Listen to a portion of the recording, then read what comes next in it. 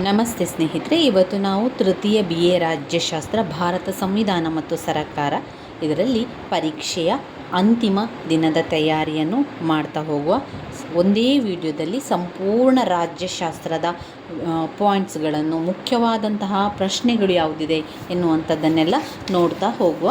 ಈಗಾಗಲೇ ನೀವು ಹಳೆಯ ಪ್ರಶ್ನೆ ಪತ್ರಿಕೆಗಳನ್ನು ನೋಡ್ಕೊಂಡಿದ್ದೀರಿ.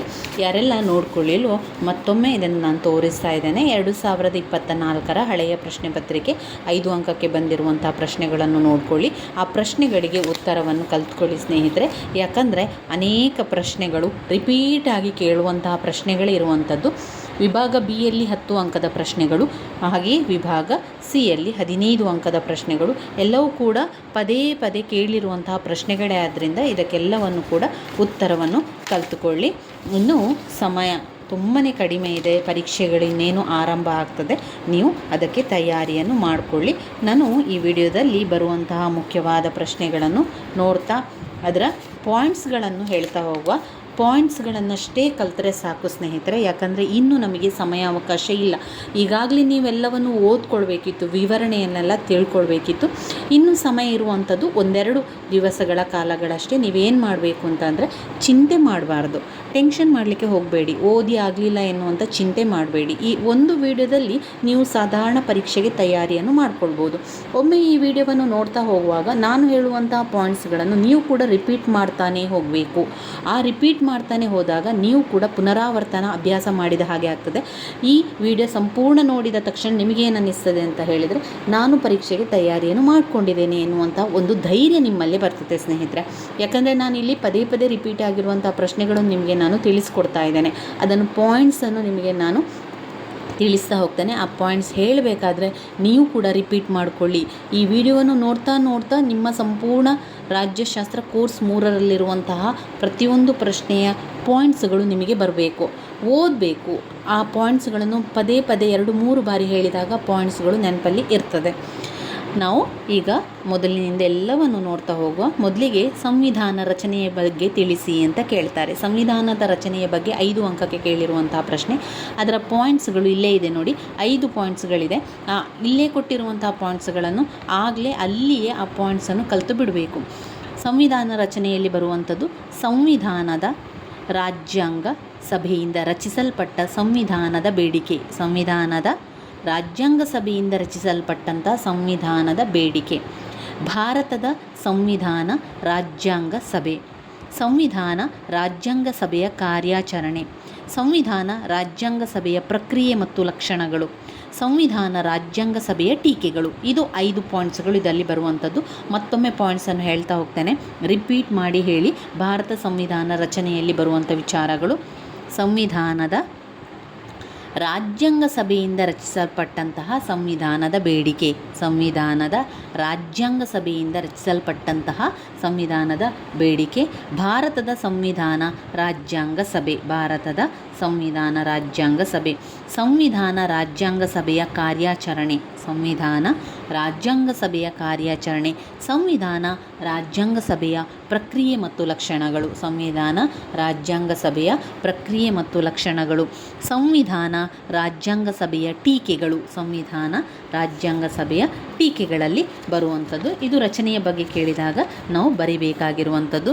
ಇನ್ನು ಅದರೊಳಗೆ ವಿಚಾರಗಳೇನು ಅಂತ ನೋಡಿದರೆ, ಸಂವಿಧಾನ ರಾಜ್ಯಾಂಗ ಸಭೆಯಿಂದಲೇ ಸಂವಿಧಾನವನ್ನು ರಚಿಸಬೇಕೆನ್ನುವಂಥ ಬೇಡಿಕೆ ಇದೆ. ಇದಕ್ಕೆ ಕೆಲವೊಂದು ಸನ್ನಿವೇಶಗಳು ಅಸ್ತಿತ್ವಕ್ಕೆ ಬರುವಂಥದ್ದು. ಅದರಲ್ಲಿ ಮತ್ತೆ 3 ಸಬ್ ಪಾಯಿಂಟ್ಸ್ಗಳನ್ನು ನೀವು ಕಲಿಬೇಕು. ಎಲ್ಲಿ ದೊಡ್ಡ ಸಾಮಾಜಿಕ ಕ್ರಾಂತಿ ಆಗ್ತದೆ ಅಲ್ಲಿ ಸಂವಿಧಾನವನ್ನು ತರ್ತಾರೆ. ಯಾವಾಗ ರಾಷ್ಟ್ರ ತನ್ನ ಬಾಹ್ಯ ಆಳ್ವಿಕೆಯನ್ನು ಕೊನೆಗೊಳಿಸ್ತದೆ ಆಗ ಅದು ಅಸ್ತಿತ್ವಕ್ಕೆ ಬರ್ತದೆ. ಯಾವಾಗ ಸಣ್ಣ ಸಣ್ಣ ರಾಜಕೀಯ ಪ್ರಾಂತ್ಯಗಳಿಂದ ರಾಷ್ಟ್ರವನ್ನು ರಚಿಸಬೇಕಾಗ್ತದೆ ನೋಡಿ, ಆವಾಗ ಸಂವಿಧಾನ ಅಸ್ತಿತ್ವಕ್ಕೆ ಬರ್ತದೆ. ಇದರಲ್ಲಿ ನೀವು 3 ಪಾಯಿಂಟ್ಸನ್ನು ಹಾಕಿ. ಯಾವುದಕ್ಕೆ? ಸಂವಿಧಾನದ ರಾಜ್ಯಾಂಗ ಸಭೆಯಿಂದ ಸಂವಿಧಾನವನ್ನು ರಚಿಸಬೇಕೆನ್ನುವಂತಹ ಬೇಡಿಕೆಯಲ್ಲಿ ಯಾವಾಗ ಸಂವಿಧಾನ ಅಸ್ತಿತ್ವಕ್ಕೆ ಬರ್ತದೆ ಅಂತ ಹೇಳಿದರೆ, ದೊಡ್ಡ ದೊಡ್ಡ ಸಾಮಾಜಿಕ ಕ್ರಾಂತಿ ಆಗ್ತದೆ ಅಂತ ಆದಾಗ, ಯಾವಾಗ ರಾಷ್ಟ್ರ ತನ್ನ ಬಾಹ್ಯ ಆಳ್ವಿಕೆ ಅಂದರೆ ಹೊರಗಿನ ಒಂದು ಆಳ್ವಿಕೆ ಕೊನೆಗೊಳಿಸ್ತದೆ ಅಂತ ಇರ್ತದಲ್ಲ, ಅಂತಹ ಸಂದರ್ಭದಲ್ಲಿ. ಮತ್ತೊಂದು ಯಾವಾಗ ಅಂತ ಹೇಳಿದರೆ, ಸಣ್ಣ ಸಣ್ಣ ರಾಜಕೀಯ ಪ್ರಾಂತ್ಯಗಳಿಂದ ರಾಷ್ಟ್ರವನ್ನು ರಚಿಸಬೇಕು ಎನ್ನುವಂಥ ಸಂದರ್ಭದಲ್ಲಿ ಸಂವಿಧಾನ ಅಸ್ತಿತ್ವಕ್ಕೆ ಬರ್ತದೆ. ಇನ್ನು ಇದರಲ್ಲಿ ಬರುವಂತಹ ಮತ್ತೊಂದು ಪಾಯಿಂಟ್ಸ್ ಅಂದರೆ ಕ್ರಿಪ್ಸ್ ಕ್ರಿಪ್ಸ್ ಮಿಷನ್ ಎನ್ನುವಂಥದ್ದು ಅದು ಒಂದು ಸಭೆಯನ್ನು ಮಾಡುವಂಥದ್ದು, ಚುನಾಯಿತ ಸದಸ್ಯರಿಂದ ಕೂಡಿದ ಸಭೆಯಿಂದ ಸಂವಿಧಾನ ರಚನೆಗೆ ಕ್ರಮವನ್ನು ಕೈಗೊಳ್ಳುವಂಥದ್ದು. ಇನ್ನು ಕ್ಯಾಬಿನೆಟ್ ಮಿಷನ್ನ ಯೋಜನೆ, ಕ್ಯಾಬಿನೆಟ್ ಮಾಡುವಂಥದ್ದು, ಮಂತ್ರಿಮಂಡಲವ ಒಂದು ಯೋಜನೆಯನ್ನು ಮಾಡುವಂಥದ್ದು ಪಾಯಿಂಟ್ಸ್ ಬರುವಂಥದ್ದು. ಎರಡನೇ ಪಾಯಿಂಟ್ಸ್ ಭಾರತ ಸಂವಿಧಾನ ರಾಜ್ಯಾಂಗ ಸಭೆ, ಭಾರತ ಸಂವಿಧಾನ ರಾಜ್ಯಾಂಗ ಸಭೆ ಅಂತ ಹೇಳುವಂಥದ್ದು. ಇದರಲ್ಲಿ ಒಂದು ಪ್ರತಿಯೊಂದು ರಾಜ್ಯವು ಅದರದೇ ಆದ ರಾಜ್ಯಗಳು ಹೊಂದಿರುವಂಥ ಜನಸಂಖ್ಯೆ ಆಧಾರದ ಮೇಲೆ ಸಂವಿಧಾನದ ಸಭೆ ಆಗ್ತದೆ.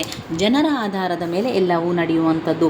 ಒಂದು ಏಕಮತ ವರ್ಗಾವಣೆಯ ಆಧಾರದ ಮೇಲೆ ಸಂಬಂಧಪಟ್ಟಂತಹ ವಿಧಾನಸಭೆಗಳಿಂದ ಪ್ರಾಂತ್ಯಗಳ ಸದಸ್ಯರ ಚುನಾವಣೆ ಆಗಬೇಕು ಎನ್ನುವಂಥದ್ದು ಹೇಳುವಂಥದ್ದು. ಮೂರನೇ ಪಾಯಿಂಟ್ಸಲ್ಲಿ ಸಂವಿಧಾನ ರಾಜ್ಯಾಂಗ ಸಭೆಯ ಕಾರ್ಯಾಚರಣೆಯನ್ನು ಮಾಡ್ತದೆ. ಕಾರ್ಯಾಚರಣೆಯನ್ನು ಮಾಡುವಾಗ ಮೊದಲಿಗೆ ಸದಸ್ಯರ ಸಂಖ್ಯೆ 299ಕ್ಕೆ ಇಳಿಯುವಂಥದ್ದು. ಅದಾದ ಮೇಲೆ ಸಂವಿಧಾನ ಸಭೆ ಸುಮಾರು 15 ಸಮಿತಿಗಳನ್ನು ಹೊಂದಿತ್ತು.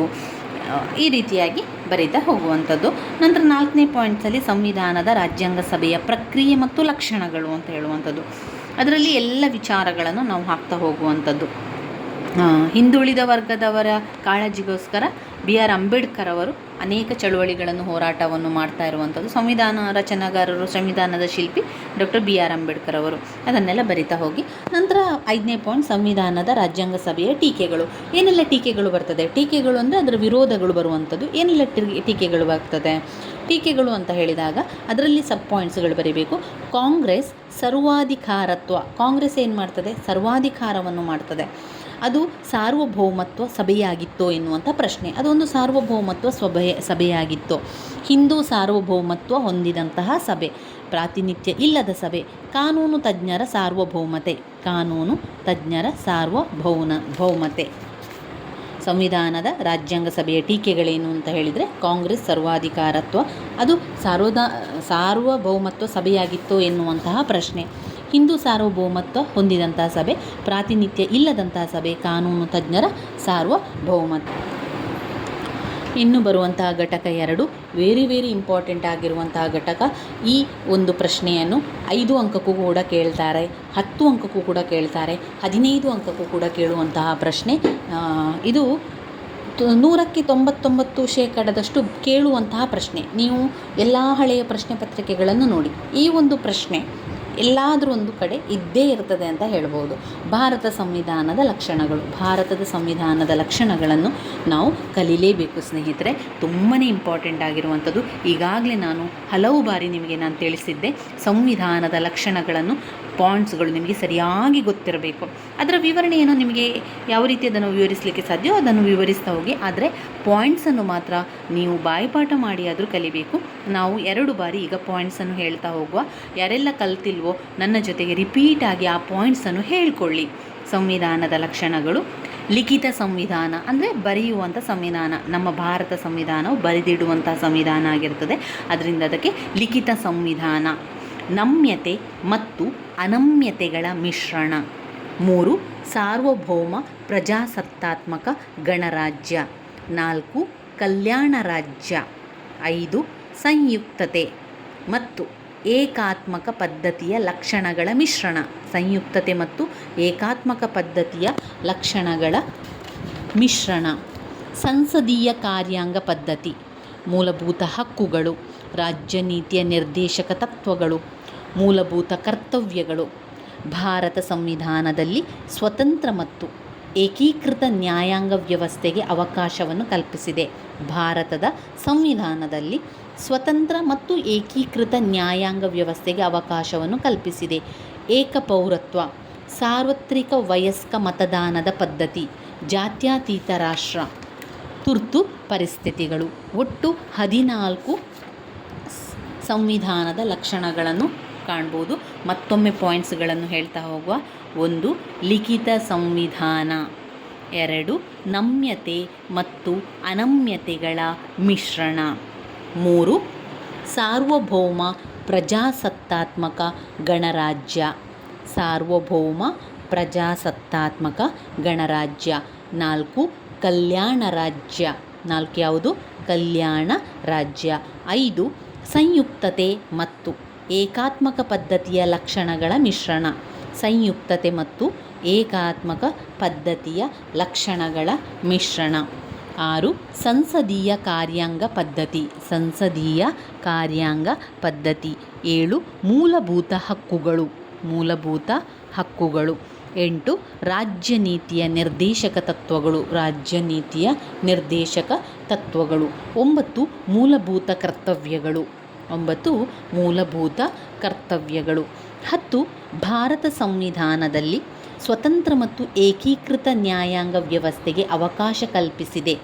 ಭಾರತ ಸಂವಿಧಾನದಲ್ಲಿ ಸ್ವತಂತ್ರ ಮತ್ತು ಏಕೀಕೃತ ನ್ಯಾಯಾಂಗ ವ್ಯವಸ್ಥೆಗೆ ಅವಕಾಶವನ್ನು ಕಲ್ಪಿಸಿದೆ. 11 ಏಕಪೌರತ್ವ, 11 ಯಾವುದು?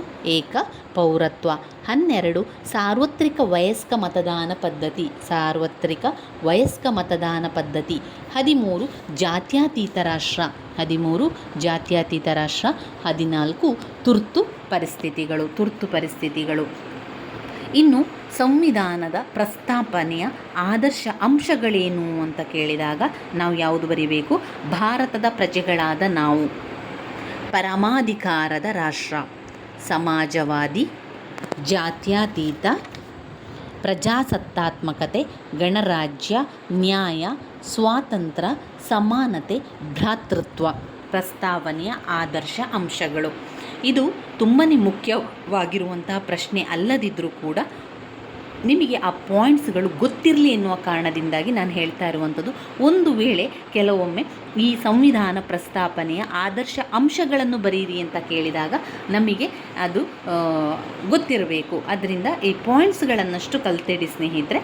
ಪ್ರಸ್ತಾಪನೆಯಲ್ಲಿ ಬರುವಂತಹ ಆದರ್ಶ ಅಂಶಗಳು ಯಾವುದೆಲ್ಲ? ಭಾರತದ ಪ್ರಜೆಗಳಾದ ನಾವು, ಭಾರತದ ಪ್ರಜೆಗಳಾದ ನಾವು. 2 ಪರಮಾಧಿಕಾರದ ರಾಷ್ಟ್ರ, 2 ಪರಮಾಧಿಕಾರದ ರಾಷ್ಟ್ರ. 3 ಸಮಾಜವಾದಿ, 3 ಏನು ಬರ್ತದೆ? ಸಮಾಜವಾದಿ ಅಂತ ಹಾಕಬೇಕು. 4 ಜಾತ್ಯತೀತತೆ, 4 ಜಾತ್ಯತೀತತೆ. 5 ಪ್ರಜಾಸತ್ತಾತ್ಮಕತೆ, ಪ್ರಜಾಸತ್ತಾತ್ಮಕತೆ. 6 ಗಣರಾಜ್ಯ, 6 ಗಣರಾಜ್ಯ. 7 ನ್ಯಾಯ, 7 ನ್ಯಾಯ. 8 ಸ್ವಾತಂತ್ರ್ಯ, 8 ಸ್ವಾತಂತ್ರ್ಯ. 9 ಸಮಾನತೆ, 9 ಯಾವುದಕ್ಕೆ ಬರ್ತದೆ? ಸಮಾನತೆ ಬರ್ತದೆ. 10 ಭ್ರಾತೃತ್ವ, 10 ಭ್ರಾತೃತ್ವಕ್ಕೆ ಬರುವಂಥದ್ದು. ಇನ್ನು ಬರುವಂತಹ ಘಟಕ, 3ನೇ ಘಟಕ. ಇದು ಕೂಡ ತುಂಬಾ ಇಂಪಾರ್ಟೆಂಟ್ ಆಗಿರುವಂತಹ ಪ್ರಶ್ನೆ ಸ್ನೇಹಿತರೆ. ಪ್ರಥಮ BA ರಾಜ್ಯಶಾಸ್ತ್ರವನ್ನು ನೀವು ಓದಬೇಕಾದ್ರೆ, ಪ್ರಥಮ BAಯಲ್ಲಿ ಸಂವಿಧಾನವನ್ನು ಓದಬೇಕಾದ್ರೆ ನೀವು ಇದನ್ನು ಓದ್ಕೊಂಡಿದ್ದೀರಿ. ಮೂಲಭೂತ ಹಕ್ಕುಗಳು ಮತ್ತು ಮೂಲಭೂತ ಕರ್ತವ್ಯಗಳು ತುಂಬಾ ಇಂಪಾರ್ಟೆಂಟ್ ಆಗಿರುವಂತಹ ಪ್ರಶ್ನೆ. ಸ್ಕಿಪ್ ಮಾಡಬೇಡಿ, ಪಾಯಿಂಟ್ಸನ್ನು ಬಾಯ್ಪಾಠ ಮಾಡಿ ಆದರೂ ಕಲ್ತ್ಕೊಳ್ಳಿ. ಇದು ಕೇಳಿಯೇ ಕೇಳುವಂತಹ ಪ್ರಶ್ನೆಗಳು ಅಂತಲೇ ಹೇಳ್ಬೋದು. ಮೂಲಭೂತ ಹಕ್ಕುಗಳು ಇಲ್ಲೇ ಇದೆ ನೋಡಿ, ಪಾಯಿಂಟ್ಸ್ಗಳನ್ನು ಕಲಿತ್ಕೊಳ್ಳಿ. ಸಮಾನತೆಯ ಹಕ್ಕು, ಸ್ವಾತಂತ್ರ್ಯದ ಹಕ್ಕು, ಶೋಷಣೆಯ ವಿರುದ್ಧದ ಹಕ್ಕು, ಧಾರ್ಮಿಕ ಹಕ್ಕು, ಸಾಂಸ್ಕೃತಿಕ ಮತ್ತು ವಿದ್ಯಾಭ್ಯಾಸದ ಹಕ್ಕು, ಸಂವಿಧಾನಾತ್ಮಕ ಪರಿಹಾರದ ಹಕ್ಕು. ಮೂಲಭೂತ ಹಕ್ಕುಗಳು ಯಾವುದೆಲ್ಲ? ಸಮಾನತೆಯ ಹಕ್ಕು, ಸ್ವಾತಂತ್ರ್ಯದ ಹಕ್ಕು, ಶೋಷಣೆಯ ವಿರುದ್ಧದ ಹಕ್ಕು, ಧಾರ್ಮಿಕ ಹಕ್ಕು, ಸಾಂಸ್ಕೃತಿಕ ಮತ್ತು ವಿದ್ಯಾಭ್ಯಾಸದ ಹಕ್ಕು, ಸಂವಿಧಾನ ಪರಿಹಾರದ ಹಕ್ಕುಗಳು. ಇನ್ನು ಮೂಲಭೂತ ಕರ್ತವ್ಯಗಳು ಯಾವುದಿದೆ? ಮೂಲಭೂತ ಕರ್ತವ್ಯಗಳನ್ನು ಅವರು ಕೊಟ್ಟಿದ್ದಾರೆ ನೋಡಿ. ಮೂಲಭೂತ ಕರ್ತವ್ಯಗಳು ಒಟ್ಟು 11 ಮೂಲಭೂತ ಕರ್ತವ್ಯಗಳಿದೆ. ಅದನ್ನು ಹೇಳ್ತಾ ಹೋಗ್ತಾನೆ ನೋಡಿ, ಸರಿಯಾಗಿ ಕೇಳ್ಕೊಳ್ಳಿ, ಪಾಯಿಂಟ್ಸ್ಗಳನ್ನು ಹೇಳ್ಕೊಳ್ಳಿ. ಸಂವಿಧಾನ, ರಾಷ್ಟ್ರಧ್ವಜ, ರಾಷ್ಟ್ರಗೀತೆಯನ್ನು ಗೌರವಿಸುವುದು, ಸ್ವಾತಂತ್ರ್ಯ ಚಳುವಳಿಯ ಉದಾತ್ತ ಆದರ್ಶಗಳನ್ನು ಪಾಲಿಸುವುದು, ಭಾರತದ ಪರಮಾಧಿಕಾರ, ಐಕ್ಯತೆ ಮತ್ತು ಸಮಗ್ರತೆಯನ್ನು ರಕ್ಷಿಸುವುದು, ಅಗತ್ಯ ಬಂದಾಗ ರಾಷ್ಟ್ರವನ್ನು ರಕ್ಷಿಸಿ ದೇಶ ಸೇವೆ ಮಾಡುವುದು, ಎಲ್ಲರಲ್ಲಿಯೂ ಸಾಮರಸ್ಯ, ಸಹೋದರ ಭಾವನೆಯನ್ನು ಬೆಳೆಸುವುದು ಮತ್ತು ಮಹಿಳೆಯರ ಗೌರವಕ್ಕೆ ಧಕ್ಕೆ ಬರುವಂತಹ ಆಚರಣೆಗಳನ್ನು ತ್ಯಜಿಸುವುದು, ನಮ್ಮ ಸಂಸ್ಕೃತಿಯನ್ನು ಗೌರವಿಸಿ ರಕ್ಷಿಸುವುದು. 7 ಅರಣ್ಯಗಳು, ಸರೋವರಗಳು, ನದಿಗಳು ಮತ್ತು ಮೃಗಗಳು ಸೇರಿದಂತೆ ಪ್ರಕೃತಿ ಪರಿಸರವನ್ನು ರಕ್ಷಿಸಿ ಅಭಿವೃದ್ಧಿಯನ್ನು ಪಡಿಸುವಂಥದ್ದು. 8 ವೈಜ್ಞಾನಿಕ ಹಾಗೂ ಮಾನವೀಯತೆಯ ಗುಣಗಳನ್ನು ಹಾಗೂ ಸುಧಾರಣಾ ಭಾವನೆಯನ್ನು ಬೆಳೆಸುವಂಥದ್ದು. ವೈಜ್ಞಾನಿಕ ಹಾಗೂ ಮಾನವೀಯತೆಯ ಗುಣಗಳನ್ನು ಹಾಗೂ ಸುಧಾರಣಾ ಭಾವನೆಯನ್ನು ಬೆಳೆಸುವುದು, ಸಾರ್ವಜನಿಕ ಆಸ್ತಿಯನ್ನು ರಕ್ಷಿಸುವುದು ಮತ್ತು ಹಿಂಸಾ ಮಾರ್ಗವನ್ನು ಕೈಬಿಡುವುದು. ವೈಯಕ್ತಿಕ ಹಾಗೂ ಸಾಮೂಹಿಕ ಚಟುವಟಿಕೆಯಲ್ಲಿ ಪ್ರಾವೀಣ್ಯತೆಯನ್ನು ಪ್ರದರ್ಶಿಸಿ ರಾಷ್ಟ್ರದ ಪ್ರಗತಿಗೆ ಶ್ರಮಿಸುವುದು. ವೈಯಕ್ತಿಕ ಹಾಗೂ ಸಾಮೂಹಿಕ ಚಟುವಟಿಕೆಗಳಲ್ಲಿ ಪ್ರಾವೀಣ್ಯತೆಯನ್ನು ಪ್ರದರ್ಶಿಸಿ ರಾಷ್ಟ್ರದ ಪ್ರಗತಿಗೆ ಶ್ರಮಿಸುವುದು. 11. ತಂದೆ ತಾಯಿಗಳು ಮಕ್ಕಳಿಗೆ ಕಡ್ಡಾಯ ಶಿಕ್ಷಣ ವ್ಯವಸ್ಥೆಯನ್ನು ಮಾಡುವಂಥದ್ದು. ತಂದೆ ತಾಯಿಗಳು ಮಕ್ಕಳಿಗೆ ಕಡ್ಡಾಯ ಶಿಕ್ಷಣ ವ್ಯವಸ್ಥೆಯನ್ನು ಮಾಡುವಂಥದ್ದು. ಇವಿಷ್ಟು ಮೂಲಭೂತ ಕರ್ತವ್ಯಗಳಲ್ಲಿ ಬರುವಂಥದ್ದು. ಇನ್ನು ನಾವು ನೋಡುವಂಥದ್ದು ರಾಜ್ಯ ನೀತಿಯ ನಿರ್ದೇಶಕ ತತ್ವಗಳು. ಮೂಲಭೂತ ಹಕ್ಕು ಮತ್ತು ರಾಜ್ಯ ನೀತಿಯ ನಿರ್ದೇಶಕ ತತ್ವಗಳಿಗಿರುವಂತಹ ವ್ಯತ್ಯಾಸ. ಈ ಘಟಕ ಕೂಡ ಮುಖ್ಯವಾಗಿರುವಂತಹ ಘಟಕ. ರಾಜ್ಯ ನೀತಿಯ ನಿರ್ದೇಶಕ ತತ್ವಗಳನ್ನು ನಾವು ಕಲಿಬೇಕು. ಇದು ಸಂವಿಧಾನದ 4ನೇ ಭಾಗದಲ್ಲಿ, ಅಂದರೆ 36 ವಿಧಿಯಿಂದ 51ನೆಯ ವಿಧಿಯವರೆಗೆ ರಾಜ್ಯ ನೀತಿಯ ನಿರ್ದೇಶಕ ತತ್ವಗಳನ್ನು ಹೇಳ್ತಾರೆ. ಒಟ್ಟು 3 ತತ್ವಗಳನ್ನು ಕಾಣ್ಬೋದು. ಸಮಾಜವಾದಿ ತತ್ವ, ಗಾಂಧಿವಾದದ ತತ್ವ, ಉದಾರವಾದಿ ತತ್ವಗಳನ್ನು ನಾವಿಲ್ಲಿ ಕಾಣ್ತೇವೆ. ಸಮಾಜವಾದಿ ತತ್ವಗಳು ಸಮಾಜಕ್ಕೆ ಸಂಬಂಧಪಟ್ಟಂಥದ್ದು. ಸ್ತ್ರೀ ಪುರುಷರು ಈ ಸಮಾಜದಲ್ಲಿರುವಂಥ ಎಲ್ಲ ಜನರಿಗೆ ಸಂಬಂಧಪಟ್ಟಂತಹ ಆರ್ಥಿಕ ನ್ಯಾಯವನ್ನು ಒದಗಿಸಿಕೊಡುವುದು ಸಮಾಜವಾದಿ ತತ್ವದ ಒಳಗೆ ಬರ್ತದೆ. ರಾಜ್ಯ ನೀತಿಯ ನಿರ್ದೇಶಕ ತತ್ವದಲ್ಲಿರುವಂತಹ ಸಮಾಜವಾದಿ ಸ್ವರೂಪದ ತತ್ವಗಳು ಜನರಿಗೆ ಆರ್ಥಿಕ ನ್ಯಾಯವನ್ನು ದೊರಕಿಸಿಕೊಡುವಂತಹ ಉದ್ದೇಶವನ್ನು ಹೊಂದಿದೆ. ಅಂದರೆ ಸಂವಿಧಾನದ 39, 41, 42, 43ನೆಯ ವಿಧಿಯಲ್ಲಿ ನಮ್ಮ ಸಮಾಜವಾದದ ತತ್ವಗಳನ್ನು ಹೇಳಿದ್ದಾರೆ. ಇದು ಜನರಿಗೆ ಆರ್ಥಿಕ ನ್ಯಾಯವನ್ನು ದೊರಕಿಸಿಕೊಡ್ತದೆ ಎನ್ನುವಂಥದ್ದನ್ನು ಇಲ್ಲಿ ಪರಿಣಾಮಕಾರಿಯಾಗಿ ಕಾರ್ಯಗತ ಮಾಡಿದ್ದಲ್ಲಿ ಜನತೆಗೆ ಸಾಮಾಜಿಕ ನ್ಯಾಯ ದೊರಕುತ್ತದೆ ಎಂದು ಯಾವ ಸಂಶಯ ಇರುವುದಿಲ್ಲ. ಈ ಒಂದು ಎಲ್ಲ ವಿಚಾರಗಳಿದ್ದಾಗ ಜನರಿಗೆ ಆರ್ಥಿಕ ನ್ಯಾಯ ಸಿಗ್ತದೆ ಎನ್ನುವಂಥದ್ದು. ಯಾವುದೆಲ್ಲ ಅದು ತತ್ವ? ಸಮಾಜವಾದಿ ತತ್ವದಲ್ಲಿ ಬರುವಂಥದ್ದು, ಅದರಲ್ಲಿ ಬರುವಂತಹ ಪಾಯಿಂಟ್ಸ್ಗಳು: ಸ್ತ್ರೀ ಪುರುಷರಿಗೆ ಎಲ್ಲರಿಗೂ ಕೂಡ ಸಮಾನ ಕೆಲಸಕ್ಕೆ ಸಮಾನ ವೇತನವನ್ನು ದೊರಕಿಸಿಕೊಡುವಂಥದ್ದು. 2. ಸಂಪನ್ಮೂಲಗಳನ್ನು ಆದಷ್ಟು ಸಮಾನ ರೀತಿಯಲ್ಲಿ ಹಂಚಿಕೆಯನ್ನು ಮಾಡುವಂಥದ್ದು. 3. ಐಶ್ವರ್ಯವು ಒಂದೇ ಕಡೆ ಇರುವಂಥದ್ದನ್ನು ತಡೆಗಟ್ಟುವಂಥದ್ದು.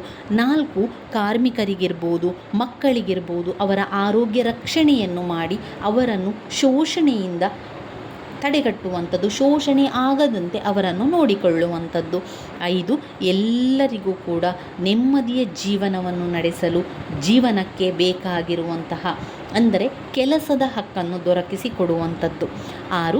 ರಾಜ್ಯವು ತನ್ನ ಆರ್ಥಿಕ ಸಾಮರ್ಥ್ಯದ ಮಿತಿಯೊಳಗೆ ಎಲ್ಲರಿಗೂ ಕೂಡ ಉದ್ಯೋಗದ ಅವಕಾಶವನ್ನು ಕೊಟ್ಟು ವಿದ್ಯಾಭ್ಯಾಸದ ಅನುಕೂಲತೆಯನ್ನು ಒದಗಿಸಿಕೊಟ್ಟು ಇಳಿಯ ವಯಸ್ಸು ಬಂದಾಗ, ಅನಾರೋಗ್ಯ ಉಂಟಾದಾಗ, ದೈಹಿಕ ಅನರ್ಹತೆ ಹೊಂದಿದಾಗ ಇಂತಹ ಸಂದರ್ಭದಲ್ಲಿ ಎಲ್ಲ ವಿಧವಾದ ಸಹಾಯವನ್ನು ಕೂಡ ಮಾಡುವಂಥದ್ದು. 7ನೇದು ಕನಿಷ್ಠ ದುಡಿಮೆಯ ಅವಧಿ. ದುಡಿಮೆಗೆ ಸೂಕ್ತ ವಾತಾವರಣವನ್ನು ಕಲ್ಪಿಸುವಂಥದ್ದು. ಜೀವನಕ್ಕೆ ಸಾಕಾಗುವಷ್ಟು ವೇತನ, ವಿಶ್ರಾಂತಿಗೆ ಅವಕಾಶ, ಸಾಮಾಜಿಕ ಮತ್ತು ಸಾಂಸ್ಕೃತಿಕ ಅವಕಾಶಗಳು ಎಲ್ಲರಿಗೂ ಕೂಡ ದೊರೆಯುವಂತೆ ಮಾಡುವುದು. ಸೂಕ್ತ ರೀತಿಯ ಕಾನೂನಿನ ಮೂಲಕ ಕಾರ್ಮಿಕರಿಗೆ ಸಂಸ್ಥೆಯ ಆಡಳಿತದಲ್ಲಿ ಭಾಗಿಗಳಾಗುವ ಅವಕಾಶವನ್ನು ಕಲ್ಪಿಸಿಕೊಡುವುದು ಮುಂತಾದವುಗಳು ಸಮಾಜವಾದಿ ನಿರ್ದೇಶನಗಳಾಗಿರುವಂಥದ್ದು. ಇನ್ನು 2ನೆಯ ತತ್ವ ಬಂದಾಗ ಗಾಂಧಿವಾದದ ತತ್ವಗಳನ್ನು ತಿಳಿಸ್ತಾರೆ. ಈ ಗಾಂಧಿವಾದದ ತತ್ವವು ಸಂವಿಧಾನದ 40, 43, 46, 47, 48 ಈ ವಿಧಿಗಳನ್ನು ಹೊಂದಿರುವಂಥದ್ದು. ಇಲ್ಲಿ ಗಾಂಧೀಜಿಯವರ ಪ್ರಭಾವದಿಂದ ಈ ತತ್ವಗಳು ಹೇಳ್ತಾರೆ. ಅವರು ಯಾವ ವಿಚಾರವನ್ನು ಹೇಳ್ತಾರೆ ಅಂತ ಹೇಳಿದರೆ, ಸ್ವಯಂ ಆಡಳಿತ ಸಂಸ್ಥೆಗಳನ್ನಾಗಿ ಗ್ರಾಮ ಪಂಚಾಯಿತಿಯನ್ನು ಮಾಡಬೇಕು ಅಂತ ಹೇಳುವಂಥದ್ದು. ಗ್ರಾಮೀಣ ಪ್ರದೇಶದಲ್ಲಿ ಸಣ್ಣ ಸಣ್ಣ ಕೈಗಾರಿಕೆಗಳನ್ನು ಸಹಕಾರಿ ತತ್ವದ ಆಧಾರದ ಮೇಲೆ ಪ್ರಾರಂಭಿಸಬೇಕು ಅಂತ ಗಾಂಧೀಜಿಯವರು ಹೇಳ್ತಾರೆ. ಹಾಗೆ ಹಿಂದುಳಿದ ಜನರ, ಅದರಲ್ಲೂ ಪ್ರಮುಖವಾಗಿ ಹರಿಜನರು, ಗಿರಿಜನರಿದ್ದಾರಲ್ಲ, ಅವರ ಒಂದು ಆರ್ಥಿಕವಾದ ಸುಧಾರಣೆಯನ್ನು ಮಾಡಬೇಕು. ಅಷ್ಟೇ ಅಲ್ಲದೆ ಅವರಿಗೆ ವಿದ್ಯಾಭ್ಯಾಸಕ್ಕೆ ಎಲ್ಲ ರೀತಿಯ ಅನುಕೂಲ ಮತ್ತು ಅವಕಾಶಗಳನ್ನು ಒದಗಿಸಿಕೊಡಬೇಕು ಎನ್ನುವಂಥದ್ದು. ಇನ್ನು 4ನೇದು ಪಶುಪಾಲನೆಯನ್ನು ಮಾಡುವಂಥದ್ದು, ಕೃಷಿಗೆ ಸಂಬಂಧಿಸಿದಂತಹ ವೈಜ್ಞಾನಿಕ ರೀತಿಯಲ್ಲಿ ವ್ಯವಸ್ಥೆ ಮಾಡುವಂಥದ್ದು, ಗೋಹತ್ಯೆ ಮಾಡುವುದನ್ನು ನಿಷೇಧಿಸುವುದು, ಪಾನ ನಿಷೇಧನೆ ಮಾಡುವುದು. ಇದೆಲ್ಲವೂ ಕೂಡ ಗಾಂಧಿವಾದದ ತತ್ವದೊಳಗೆ ಬರ್ತದೆ. ಇನ್ನು ಉದಾರವಾದಿ ತತ್ವ. ಉದಾರವಾದಿ ತತ್ವ ಬರುವಂಥದ್ದು ಸಂವಿಧಾನದ 44, 45, 50, 51ನೇ ವಿಧಿಯಲ್ಲಿ. ಈ ವಿಧಿಯೆಲ್ಲ ನಮಗೆ ನೆನಪಲ್ಲಿ ಉಳಿಯುವುದಿಲ್ಲ. ನೆನಪಲ್ಲಿ ಉಳಿದ್ರೆ ಖಂಡಿತವಾಗಿ ಸರಿಯಾಗಿ ಬರೆಯಿರಿ. ಆದರೆ ತಪ್ಪಾದ ವಿಧಿಯನ್ನು ಬರೀಲಿಕ್ಕೆ ಹೋಗಬೇಡಿ ಸ್ನೇಹಿತರೆ. ಅದನ್ನು ಬಿಟ್ಟುಬೇಡಿ. ಅದನ್ನು ಅಂದರೆ ಆ ಸಂಖ್ಯೆಯನ್ನು ಬರಿಬೇಡಿ. ಒಂದು ವೇಳೆ ಸರಿಯಾಗಿ ನೆನಪಲ್ಲಿದ್ದರೆ ಖಂಡಿತವಾಗಿಯೂ ಬರೆಯಿರಿ. ಒಂದು ವೇಳೆ ನಿಮಗೆ ಆ ಸಂವಿಧಾನದ ವಿಧಿ ನೆನಪಿಗೆ ಬರ್ತಾ ಇಲ್ಲ, ಒಂದೊಂದು ನೆನಪಿಗೆ ಬರ್ತದೆ ಅಂತ ಆದರೆ ತಪ್ಪು ಬರೀಬೇಡಿ. ನೀವು ಉದಾರವಾದಿ ತತ್ವ ಸಂವಿಧಾನದ ವಿಧಿಗಳಲ್ಲಿ ತಿಳಿಸಿದ್ದಾರೆ ಅಂತ ಬರೀರಿ ಅಷ್ಟೇ. ನಂತರ ಆ ಪಾಯಿಂಟ್ಸನ್ನು ಸರಿಯಾಗಿ ಕಲಿತುಕೊಳ್ಳಿ. ಉದಾರವಾದಿ ತತ್ವದಲ್ಲಿ ಏನು ಹೇಳ್ತಾರೆ? ದೇಶದಾದ್ಯಂತ ಒಂದೇ ರೀತಿಯ ಸಿವಿಲ್ ಕೋಡ್ಗಳು ಜಾರಿಗೆ ತರಬೇಕು ಅಂತ ಹೇಳುವಂಥದ್ದು. ಸಿವಿಲ್ ಕೋಡ್ ಅಂದರೆ ಏನು? ನಾಗರಿಕರ ಒಂದು ಶಾಸನ ಇದೆಯಲ್ಲ, ಅದನ್ನು ಸಿವಿಲ್ ಕೋಡ್ ಅಂತ ಹೇಳುವಂಥದ್ದು. ಅದು ದೇಶದಾದ್ಯಂತ ಒಂದೇ ರೀತಿಯ ಸಿವಿಲ್ ಕೋಡ್ ಜಾರಿಗೆ ತರುವುದು. ನ್ಯಾಯಾಂಗವನ್ನು ಕಾರ್ಯಾಂಗದಿಂದ ಬೇರ್ಪಡಿಸುವಂಥದ್ದು. ಸಂವಿಧಾನ ಪ್ರಾರಂಭವಾದ 10 ವರ್ಷಗಳ ಅವಧಿಯಲ್ಲಿ 14 ವರ್ಷ ವಯಸ್ಸಿನಂಥ ಎಲ್ಲ ಮಕ್ಕಳಿಗೆ ಉಚಿತ ಮತ್ತು ಕಡ್ಡಾಯವಾದ ಪ್ರಾಥಮಿಕ ಶಿಕ್ಷಣವನ್ನು ಕೊಡಬೇಕು ಅಂತ ಹೇಳುವಂಥದ್ದು. ಸ್ಮಾರಕ ಮತ್ತು ಪ್ರವಾಸ ಸ್ಥಳಗಳನ್ನು ರಕ್ಷಿಸಬೇಕು. ಅಂತಾರಾಷ್ಟ್ರೀಯ ಶಾಂತಿ ಭದ್ರತೆ ಕಾಪಾಡಿ ವಿಶ್ವದ ಕಾನೂನುಗಳನ್ನು ಗೌರವಿಸಬೇಕು. ಅಂತಾರಾಷ್ಟ್ರೀಯ ವಿವಾದಗಳನ್ನೆಲ್ಲ ಏನು ಮಾಡಬೇಕು? ಶಾಂತಿಯುತವಾದ ಮಾರ್ಗದ ಮೂಲಕ ಪರಿಹರಿಸಿಕೊಳ್ಬೇಕು ಅಂತ ಹೇಳುವಂಥದ್ದು. ಈ ಸಂವಿಧಾನದ 42ನೇ ತಿದ್ದುಪಡಿ ಕೆಲವು ಹೊಸ ನಿರ್ದೇಶನಗಳನ್ನು ಸೇರಿಸಿದೆ. ಯಾವುದನ್ನು? 39A ಬಡವರಿಗೆ ಉಚಿತ ಕಾನೂನಿನ ನೆರವನ್ನು ಕೊಡಬೇಕು ಅಂತ ಹೇಳಿದ್ದಾರೆ. 43A ಕೂಡ ತಿದ್ದುಪಡಿಯನ್ನು ಮಾಡಿ 43A ಕೈಗಾರಿಕೆ ಮತ್ತು ಇತರ ಉದ್ಯಮಗಳಲ್ಲಿ ಕಾರ್ಮಿಕರಿಗೆ ಭಾಗಿಯಾಗಲು ಅವಕಾಶವನ್ನು ಕಲ್ಪಿಸುವಂಥದ್ದು. ಇನ್ನು 48A ಏನು ಮಾಡಿದ್ದಾರೆ ಅಂದರೆ ಪರಿಸರ ಸಂರಕ್ಷಣೆ, ವನ್ಯಜೀವಿ, ಅರಣ್ಯಗಳ ಸಂರಕ್ಷಣೆ ಮಾಡುವುದರ ಬಗ್ಗೆ ಹೇಳಿದ್ದಾರೆ. ಇವಿಷ್ಟು ರಾಜ್ಯ ನೀತಿಯ ನಿರ್ದೇಶನದ ತತ್ವಗಳು. 5 ಅಂಕಕ್ಕೆ 10 ಅಂಕಕ್ಕೆ ಎಲ್ಲ ಕೇಳುವಂತಹ ಪ್ರಶ್ನೆ. ಇನ್ನು ವ್ಯತ್ಯಾಸವನ್ನು ಕೇಳಿದ್ದಾರೆ ನೋಡಿ. ಮೂಲಭೂತ ಹಕ್ಕು ಮತ್ತು ರಾಜ್ಯ ನೀತಿಯ ನಿರ್ದೇಶನ ತತ್ವಕ್ಕಿರುವ ವ್ಯತ್ಯಾಸ ಏನು ಅಂತ ಹೇಳುವಂಥದ್ದು. ಈ ವ್ಯತ್ಯಾಸವನ್ನು ನೀವು ನೋಡಿದರೆ ನೀವು ಸರಿಯಾಗಿ ಅರ್ಥ ಮಾಡಿಕೊಂಡ್ರೆ ಇದರಲ್ಲಿ ವ್ಯತ್ಯಾಸ ನಿಮಗೆ ಗೊತ್ತಾಗ್ತದೆ. ಈಗ ಮೂಲಭೂತ ಹಕ್ಕುಗಳನ್ನು ಉಲ್ಲಂಘಿಸಿದರೆ ಅದರ ವಿರುದ್ಧವಾಗಿ ನ್ಯಾಯಾಲಯಕ್ಕೆ ಹೋಗಿ ನಮಗೆ ನ್ಯಾಯ ಕೊಡಿ ಅಂತ ಕೇಳ್ಬೋದು. ಆದರೆ ರಾಜ್ಯ ನೀತಿ ನಿರ್ದೇಶನ ತತ್ವದಲ್ಲಿ ಏನಾದರೂ ನಿಯಮ ಉಲ್ಲಂಘನೆ ಮಾಡಿದರೆ ಅದರ ವಿರುದ್ಧವಾಗಿ ನಾವು ನ್ಯಾಯಾಲಯಕ್ಕೆ ಹೋಗುವಂಥ ಹಕ್ಕು ನಮಗಿಲ್ಲ. ಅಂದರೆ ಪ್ರಜೆಗಳಿಗೆ ಅವಕಾಶ ಇಲ್ಲ. ಮೂಲಭೂತ ಹಕ್ಕು ನಮ್ಮದು. ಆದರೆ ರಾಜ್ಯ ನೀತಿ ನಿರ್ದೇಶನ ತತ್ವ ಅದು ರಾಜ್ಯಕ್ಕೆ ಸಂಬಂಧಪಟ್ಟದ್ದು. ಅದು ನಮಗೆ ನಿರ್ದೇಶನವನ್ನು ಕೊಡ್ತದೆ. ಅದು ಉಲ್ಲಂಘನೆಯಾಗಿದೆ ಅಂತ ಹೇಳಿದರೆ ನಮಗೆ ನ್ಯಾಯ ಕೊಡಿ ಅಂತ ಹೇಳಿ ನ್ಯಾಯಾಲಯಕ್ಕೆ ನಾವು ಪ್ರಜೆಗಳು ಹೋಗುವ ಅವಕಾಶ ಇಲ್ಲ. ಆದರೆ ಮೂಲಭೂತ ಹಕ್ಕುಗಳು ಉಲ್ಲಂಘಿಸಿದರೆ ನಾವು ನ್ಯಾಯಾಲಯಕ್ಕೆ ಹೋಗ್ಬೋದು. ಮೂಲಭೂತ ಹಕ್ಕುಗಳನ್ನು ಉಲ್ಲಂಘಿಸಿದಾಗ ನಮಗೆ ಅದು ಸಿಗಬೇಕು ಅಂತ ಕೇಳ್ಕೊಳ್ಬೋದು. ಇನ್ನು ಮೂಲಭೂತ ಹಕ್ಕು ಏನು ಹೇಳ್ತದೆ ಅಂತ ಕೆಲವು ಕರ್ತವ್ಯವನ್ನು ಮಾಡಬೇಡ ಅಂತ ಹೇಳಿ ನಮ್ಮನ್ನು ತಡೀತದೆ. ಆದರೆ ರಾಜ್ಯ ನೀತಿ ನಿರ್ದೇಶನ ತತ್ವ ಅಲ್ಲ, ಕರ್ತವ್ಯಗಳನ್ನೆಲ್ಲ ಮಾಡಲೇಬೇಕು ಅಂತ ಸೂಚನೆಯನ್ನು ಕೊಡ್ತದೆ. ಇನ್ನು ಮೂಲಭೂತ ಹಕ್ಕುಗಳು ಒಬ್ಬ ವ್ಯಕ್ತಿಗೆ ಸಂಬಂಧಪಟ್ಟದ್ದು. ಅಂದರೆ ನಮಗೆಲ್ಲ, ನಾವೆಲ್ಲೇ ಯಾರು? ಈ ಭಾರತದ ಪ್ರಜೆಗಳಲ್ವಾ? ನಮಗೆ ಸಂಬಂಧಪಟ್ಟಂಥದ್ದು, ವ್ಯಕ್ತಿಗೆ ಸಂಬಂಧಪಟ್ಟದ್ದು. ಆದರೆ ರಾಜ್ಯ ನೀತಿಯ ನಿರ್ದೇಶನ ತತ್ವಗಳಿದೆಯಲ್ಲ ಅದು ಇಡೀ ಸಮಾಜಕ್ಕೆ ಸಂಬಂಧಪಟ್ಟದ್ದಾಗಿರ್ತದೆ. ಇನ್ನು ಮೂಲಭೂತ ಹಕ್ಕುಗಳು ರಾಜಕೀಯ ಪ್ರಜಾಪ್ರಭುತ್ವಕ್ಕೆ ಸಹಾಯಕವಾಗಿದ್ದರೆ ರಾಜಕೀಯ ಪ್ರಜಾಪ್ರಭುತ್ವಕ್ಕೆ ಸಹಾಯ ಮಾಡ್ತದೆ. ಯಾವುದು? ಮೂಲಭೂತ ಹಕ್ಕುಗಳು. ಆದರೆ ರಾಜ್ಯ ನೀತಿಯ ನಿರ್ದೇಶನ ತತ್ವಗಳು ಆರ್ಥಿಕ ಪ್ರಜಾಪ್ರಭುತ್ವವನ್ನು ಸ್ಥಾಪಿಸಲು ಸಹಾಯ ಮಾಡ್ತದೆ, ಸಾಮಾಜಿಕ ಪ್ರಜಾಪ್ರಭುತ್ವವನ್ನು ಸ್ಥಾಪಿಸಲಿಕ್ಕೆ ಸಹಾಯವನ್ನು ಮಾಡ್ತದೆ. ಇನ್ನು ಮೂಲಭೂತ ಹಕ್ಕುಗಳು ರಾಜ್ಯಕ್ಕೆ ಆಜ್ಞೆಯನ್ನು ನೀಡುವುದರ ಮೂಲಕ ಪ್ರಜಾಪ್ರಭುತ್ವಕ್ಕೆ ವಿರೋಧಿ ಕೆಲಸಗಳನ್ನು ಮಾಡದಂತೆ ತಡೆಯನ್ನು ಮಾಡ್ತದೆ. ಪ್ರಜಾಪ್ರಭುತ್ವದ ವಿರೋಧ ಕೆಲಸವನ್ನು ಮಾಡಬಾರದು ನೀನು ಅಂತ ಹೇಳಿ ತಡೆ ಮಾಡ್ತದೆ. ಆದರೆ ರಾಜ್ಯ ನೀತಿ ನಿರ್ದೇಶನ ತತ್ವಗಳು ರಾಜ್ಯಕ್ಕೆ ಸ್ಪಷ್ಟವಾಗಿ ಸೂಚನೆಯನ್ನು ನೀಡಿ ದೇಶದ ಆರ್ಥಿಕ ಏಳಿಗೆಗೆ, ಸಾಮಾಜಿಕ ಏಳಿಗೆಗೆ, ಆರ್ಥಿಕ ಸಾಮಾಜಿಕ ಪ್ರಗತಿಗೆ ಹೋರಾಡಬೇಕು ಅಂತ ಹೇಳಿ ಆದೇಶವನ್ನು ನೀಡ್ತದೆ. ಪ್ರಜೆಗಳಿಗೆ ಮೂಲಭೂತ ಹಕ್ಕುಗಳ ಮೌಲ್ಯ ಅರಿಯಬೇಕಾದರೆ, ಅವುಗಳನ್ನು ಅನುಭವಿಸಬೇಕಾದರೆ ಸಾಮಾಜಿಕ ಆರ್ಥಿಕ ಸ್ಥಿತಿಗಳು ಅಭಿವೃದ್ಧಿಗೊಳ್ಳಬೇಕು. ದೇಶದ ಅಭಿವೃದ್ಧಿಗೆ ಪೂರಕವಾಗಿರುವಂಥ ಈ ತತ್ವಗಳು ಮೂಲಭೂತ ಹಕ್ಕುಗಳ ನಡುವೆ ಘರ್ಷಣೆ ಮತ್ತು ಭಿನ್ನಾಭಿಪ್ರಾಯಗಳು ಉಂಟಾಗಬಾರದು ಅಂತ ಹೇಳುವಂಥದ್ದು ಇವಿಷ್ಟೇ. ಅಂದರೆ ಇದನ್ನೇ ಸ್ವಲ್ಪ ಜಾಸ್ತಿ ಹಾಕಿ ಬೇರೆ ಬೇರೆ ರೀತಿಯ ನಿಮ್ಮ ಯೋಚನೆಗಳನ್ನು ಮಾಡಿಕೊಂಡು ಮೂಲಭೂತ ಹಕ್ಕುಗಳು ರಾಜ್ಯ ನೀತಿ ನಿರ್ದೇಶನ ತತ್ವಕ್ಕಿರುವ ಸಂಬಂಧವನ್ನು ಒಂದು ವ್ಯತ್ಯಾಸದ ರೀತಿಯಲ್ಲಿ ಬರಿತಾ ಹೋಗಬೇಕು. ಇನ್ನು ಬರುವಂತಹ ಪ್ರಶ್ನೆ, ಭಾರತದ ಸಂಯುಕ್ತ ಪದ್ಧತಿಯ ಅರ್ಥ ಮತ್ತು ಸಂಯುಕ್ತ ಪದ್ಧತಿಯ ಒಂದು ನಿರ್ಧರಿಸುವಂತಹ ಅಂಶಗಳು, ಅದನ್ನು ನಾವು ಬರಿಬೇಕಾಗ್ತದೆ. ಇತ್ತೀಚಿನ ದಿನಗಳಲ್ಲಿ ಸರಕಾರದ ಬಲಿಷ್ಠತೆ ಅಥವಾ ಪ್ರಬಲತೆ ಏನು ಎನ್ನುವಂಥದ್ದು ಪಾಯಿಂಟ್ಸನ್ನೆಲ್ಲ ಸ್ವಲ್ಪ ತಿಳಿತಾ ಹೋಗಬೇಕು. ಮೊದಲಿಗೆ ಭಾರತ ಸಂಯುಕ್ತ ಪದ್ಧತಿಯ ಅರ್ಥವನ್ನು ತಿಳ್ಕೊಳ್ಳೋ. ಭಾರತದ ಸಂಯುಕ್ತ ಪದ್ಧತಿ ಸರಕಾರವು ಪ್ರಸ್ತುತ ತುಂಬ ಜನಪ್ರಿಯವಾದ ವ್ಯವಸ್ಥೆಯಾಗಿದೆ. ಜಗತ್ತಿನ ಅನೇಕ ರಾಷ್ಟ್ರಗಳಲ್ಲಿ ಈ ಒಂದು ಸಂಯುಕ್ತ ಪದ್ಧತಿ ಕಾಣ್ತದೆ. ಅಂದರೆ ಒಕ್ಕೂಟ ಸರಕಾರ, ಎರಡು ಸ್ತರದ ಸರಕಾರದ ವ್ಯವಸ್ಥೆಯನ್ನೇ ನಾವು ಸಂಯುಕ್ತ ಪದ್ಧತಿ ಅಂತ ಕರೆಯುವಂಥದ್ದು.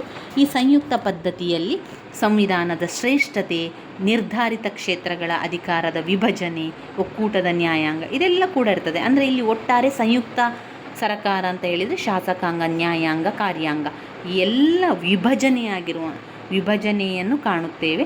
ಆದರೆ ಈ ಸರಕಾರ ಎಲ್ಲವನ್ನು ಹೊಂದಿಕೊಂಡು ಕೆಲಸವನ್ನು ಮಾಡ್ತಾ ಇರುವಂಥದ್ದನ್ನು ಕಾಣ್ಬೋದು. ಸಂಯುಕ್ತ ವ್ಯವಸ್ಥೆ ಅಂದರೆ ಎರಡು ಬಗೆಯ ಸರಕಾರ, ಕೇಂದ್ರ ಸರಕಾರ ಮತ್ತು ರಾಜ್ಯ ಸರಕಾರ ಎರಡು ಸೇರಿ ಕೆಲಸಗಳನ್ನು ಮಾಡುವಂಥದ್ದು. ಭಾರತ ಒಕ್ಕೂಟ ವ್ಯವಸ್ಥೆಯನ್ನು ಸಂವಿಧಾನಕ್ಕನುಗುಣವಾಗಿ ನಿರ್ಧರಿಸುವಂಥ ಅಂಶಗಳು ಯಾವುದು ಅಂತ ಹೇಳಿದರೆ, ಸಂವಿಧಾನದ ಲಕ್ಷಣಗಳೇ ನೀವು ಇಲ್ಲಿ ಕಾಣ್ಬೋದು. ಅದೇ ರೀತಿಯಾಗಿದೆ ನೋಡಿ ಪಾಯಿಂಟ್ಸ್ಗಳು. ಲಿಖಿತ ಸಂವಿಧಾನ, ಸಂವಿಧಾನ ಶ್ರೇಷ್ಠತೆ, ಕಠಿಣ ಸಂವಿಧಾನ, ಅಧಿಕಾರಗಳ ಹಂಚಿಕೆ, ಸ್ವತಂತ್ರ ನ್ಯಾಯಾಂಗ, ದ್ವಿಸದನ ಶಾಸಕಾಂಗ. ಅದು ಭಾರತ ಒಕ್ಕೂಟ ವ್ಯವಸ್ಥೆ ಸಂವಿಧಾನಾತ್ಮಕ ನಿರ್ಧರಿಸುವ ಅಂಶಗಳಲ್ಲಿ ನಾವು ಬರಿಬೇಕು. ಸಂವಿಧಾನಾತ್ಮಕ ಭಾರತದ ಸಂಯುಕ್ತ ಪದ್ಧತಿಯ ಬಗ್ಗೆ ಬರೀರಿ ಅಂತ ಹೇಳುವಾಗ ಈ ಪಾಯಿಂಟ್ಸ್ಗಳನ್ನೆಲ್ಲ ಬರೀರಿ. ಅದು ಲಿಖಿತ ಸಂವಿಧಾನ ಆಗಿದೆ, ಸಂವಿಧಾನದ ಶ್ರೇಷ್ಠತೆ ಹೊಂದಿದೆ, ಕಠಿಣ ಸಂವಿಧಾನ ಇದೆ, ಅಧಿಕಾರಗಳ ಹಂಚಿಕೆ ಮಾಡಲಾಗ್ತದೆ, ಸ್ವತಂತ್ರ ನ್ಯಾಯಾಂಗ ಇದೆ, ದ್ವಿಸದನ ಶಾಸಕಾಂಗ ಇದೆ, ಕೇಂದ್ರ ಸರಕಾರ, ರಾಜ್ಯ ಸರಕಾರ ಎನ್ನುವಂಥದ್ದು. ಇತ್ತೀಚಿನ ದಿನಗಳಲ್ಲಿ ಕೇಂದ್ರ ಸರಕಾರದ ಬಲಿಷ್ಠತೆ ಮತ್ತು ಪ್ರಬಲ್ಯತೆಯನ್ನು ಕೇಳಿದರೆ, ಏಕನಾಗರಿಕತ್ವ, ಬಲಯುತವಾದ ಕೇಂದ್ರ ಸರಕಾರ ಬಲಯುತವಾಗಿದೆ. ಕೇಂದ್ರ ರಾಜ್ಯಗಳಿಗೆ ಒಂದೇ ಸಂವಿಧಾನ ಇರ್ತದೆ. ಕೇಂದ್ರ ಸರಕಾರ ಮತ್ತು ರಾಜ್ಯ ಸರಕಾರಗಳಿಗೆ ಒಂದೇ ಸಂವಿಧಾನ ಇರ್ತದೆ. ರಾಜ್ಯಗಳ ಗಡಿ ಬದಲಾವಣೆ ಪುನಃ ಹೆಸರಿಸುವ ಹಾಗೂ ರಚಿಸುವಂಥದ್ದು. ರಾಜ್ಯದ ಗಡಿ ಬದಲಾವಣೆ ಮಾಡಬೇಕಾದ್ರೆ ಪುನಃ ಅದಕ್ಕೆ ಹೆಸರನ್ನು ಕೊಡಬೇಕು. ಏಕೀಕೃತ ನ್ಯಾಯಾಂಗದ ವ್ಯವಸ್ಥೆ ಮಾಡಬೇಕು. ತುರ್ತು ಪರಿಸ್ಥಿತಿಯ ಅಧಿಕಾರಗಳು. ಇನ್ನು ಅಖಿಲ ಭಾರತೀಯ ಸೇವೆಗಳು. ರಾಜ್ಯಸಭೆಯಲ್ಲಿ ರಾಜ್ಯಗಳಿಗೆ ಅಸಮಾನ ಪ್ರಾತಿನಿಧ್ಯತೆ. ರಾಷ್ಟ್ರಪತಿಯಿಂದ ರಾಜ್ಯಪಾಲರ ನೇಮಕವನ್ನು ಮಾಡುವಂಥದ್ದು, ಮಹಾಲೆಕ್ಕ ತಪಾಸಿಗರು ಮಾಡುವಂಥದ್ದು, ರಾಷ್ಟ್ರಪತಿಯಿಂದ ಶ್ರೇಷ್ಠ ನ್ಯಾಯಾಲಯದ ನ್ಯಾಯಾಧೀಶರನ್ನು, ಚುನಾವಣೆ ಆಯೋಗವನ್ನು ನೇಮಕ ಮಾಡುವಂಥದ್ದು. ಇದು ಸರಳ ಸಂವಿಧಾನವಾಗಿದೆ.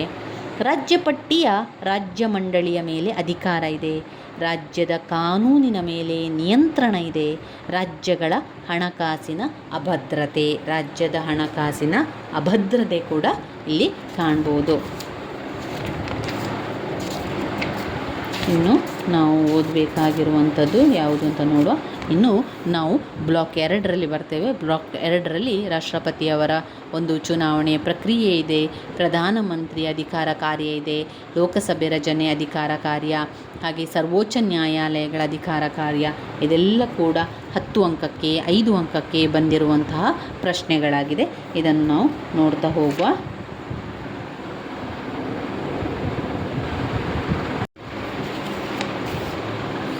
ಮೊದಲನೇದಾಗಿ ಇದರಲ್ಲಿ ಬರುವಂಥ ಮುಖ್ಯವಾದ ಪ್ರಶ್ನೆ, ರಾಷ್ಟ್ರಪತಿಯ ಚುನಾವಣಾ ಪ್ರಕ್ರಿಯೆಗಳು. 10 ಅಂಕಕ್ಕೆ ಕೇಳುವಂಥ ಪ್ರಶ್ನೆ. ರಾಷ್ಟ್ರಪತಿ ಚುನಾವಣೆ ಪ್ರಕ್ರಿಯೆಯಲ್ಲಿ ಮೊದಲು ಅರ್ಹತೆಗಳೇನು ಎನ್ನುವಂಥದ್ದು ಬರೀಬೇಕು. ನಂತರ ಚುನಾವಣಾ ಪದ್ಧತಿಯನ್ನು ಬರೆಯುವಂಥದ್ದು.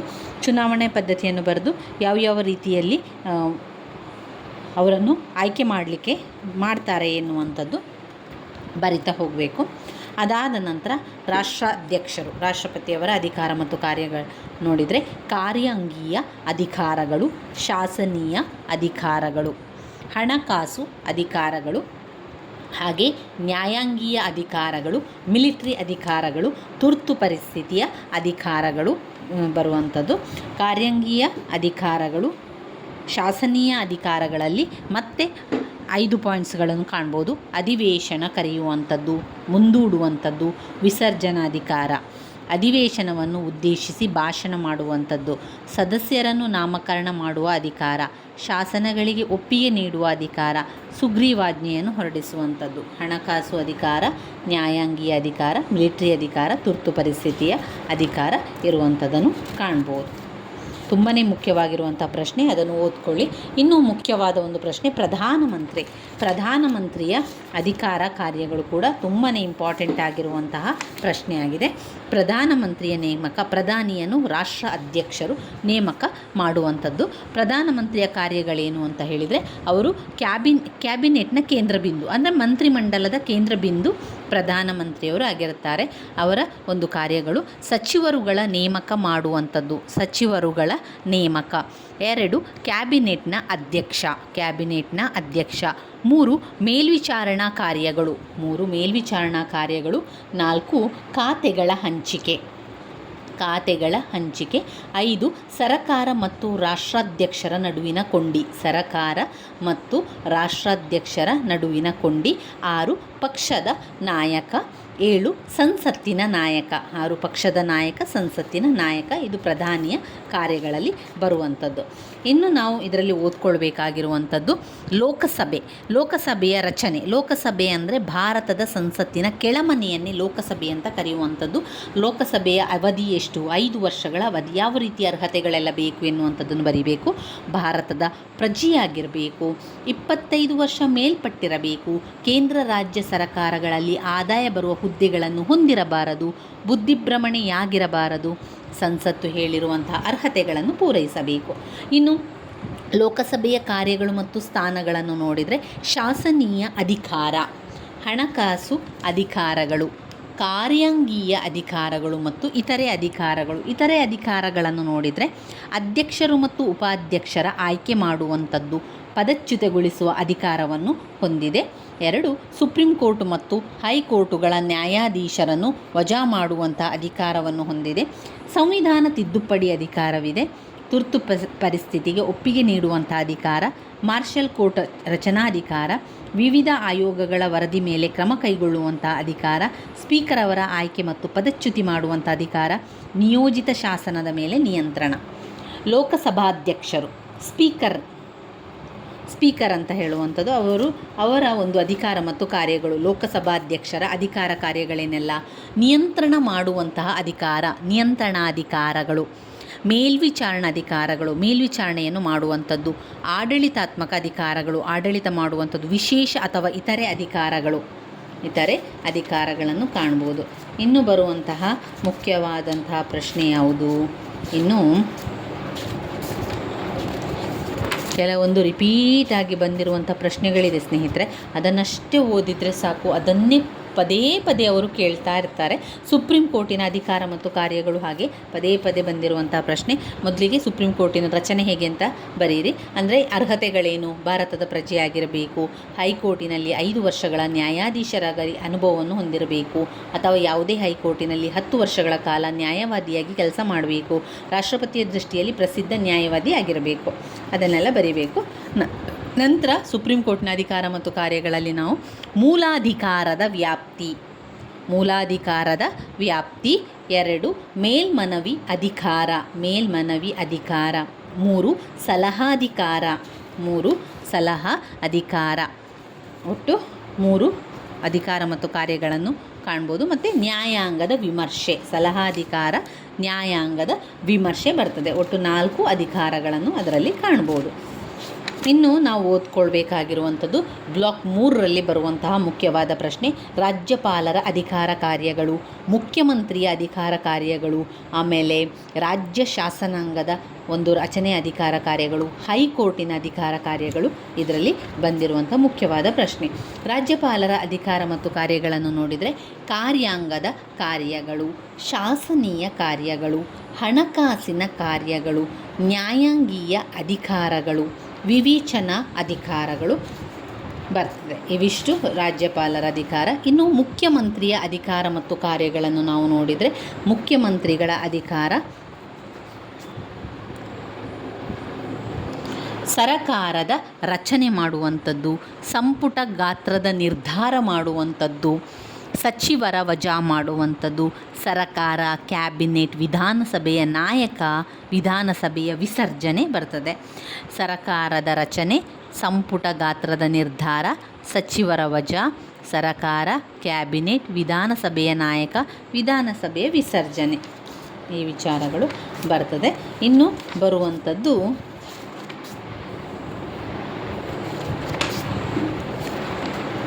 ಹೈಕೋರ್ಟ್. ಹೈಕೋರ್ಟ್ನ ನ್ಯಾಯಾಲಯದ ಅಧಿಕಾರ ಮತ್ತು ಕಾರ್ಯಗಳು. ಹೈಕೋರ್ಟ್ನ ನ್ಯಾಯಾಲಯ ಅಧಿಕಾರ ಮತ್ತು ಕಾರ್ಯಗಳನ್ನು ನೋಡಿದರೆ ಯಾವುದೆಲ್ಲ ಅಧಿಕಾರ ಮತ್ತು ಕಾರ್ಯಗಳಿದೆ ನೋಡಿ. ಇಲ್ಲಿ ಅವರು ಪಾಯಿಂಟ್ಸ್ ರೀತಿಯಲ್ಲಿ ಕೊಡಲಿಲ್ಲ, ಇಲ್ಲಿ ನಾನೇ ಪಾಯಿಂಟ್ಸನ್ನು ಮಾಡಿಕೊಂಡಿದ್ದೇನೆ ನೋಡಿ.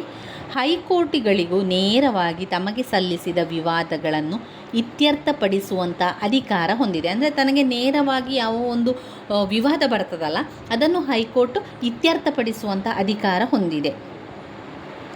ನ್ಯಾಯಾಲಯಗಳ ತೀರ್ಮಾನಕ್ಕೆ ಸಂಬಂಧಿಸಿದಂತೆ ಮೇಲ್ಮನವಿಯನ್ನು ಸಲ್ಲಿಸಿದವುಗಳಾಗಿವೆ.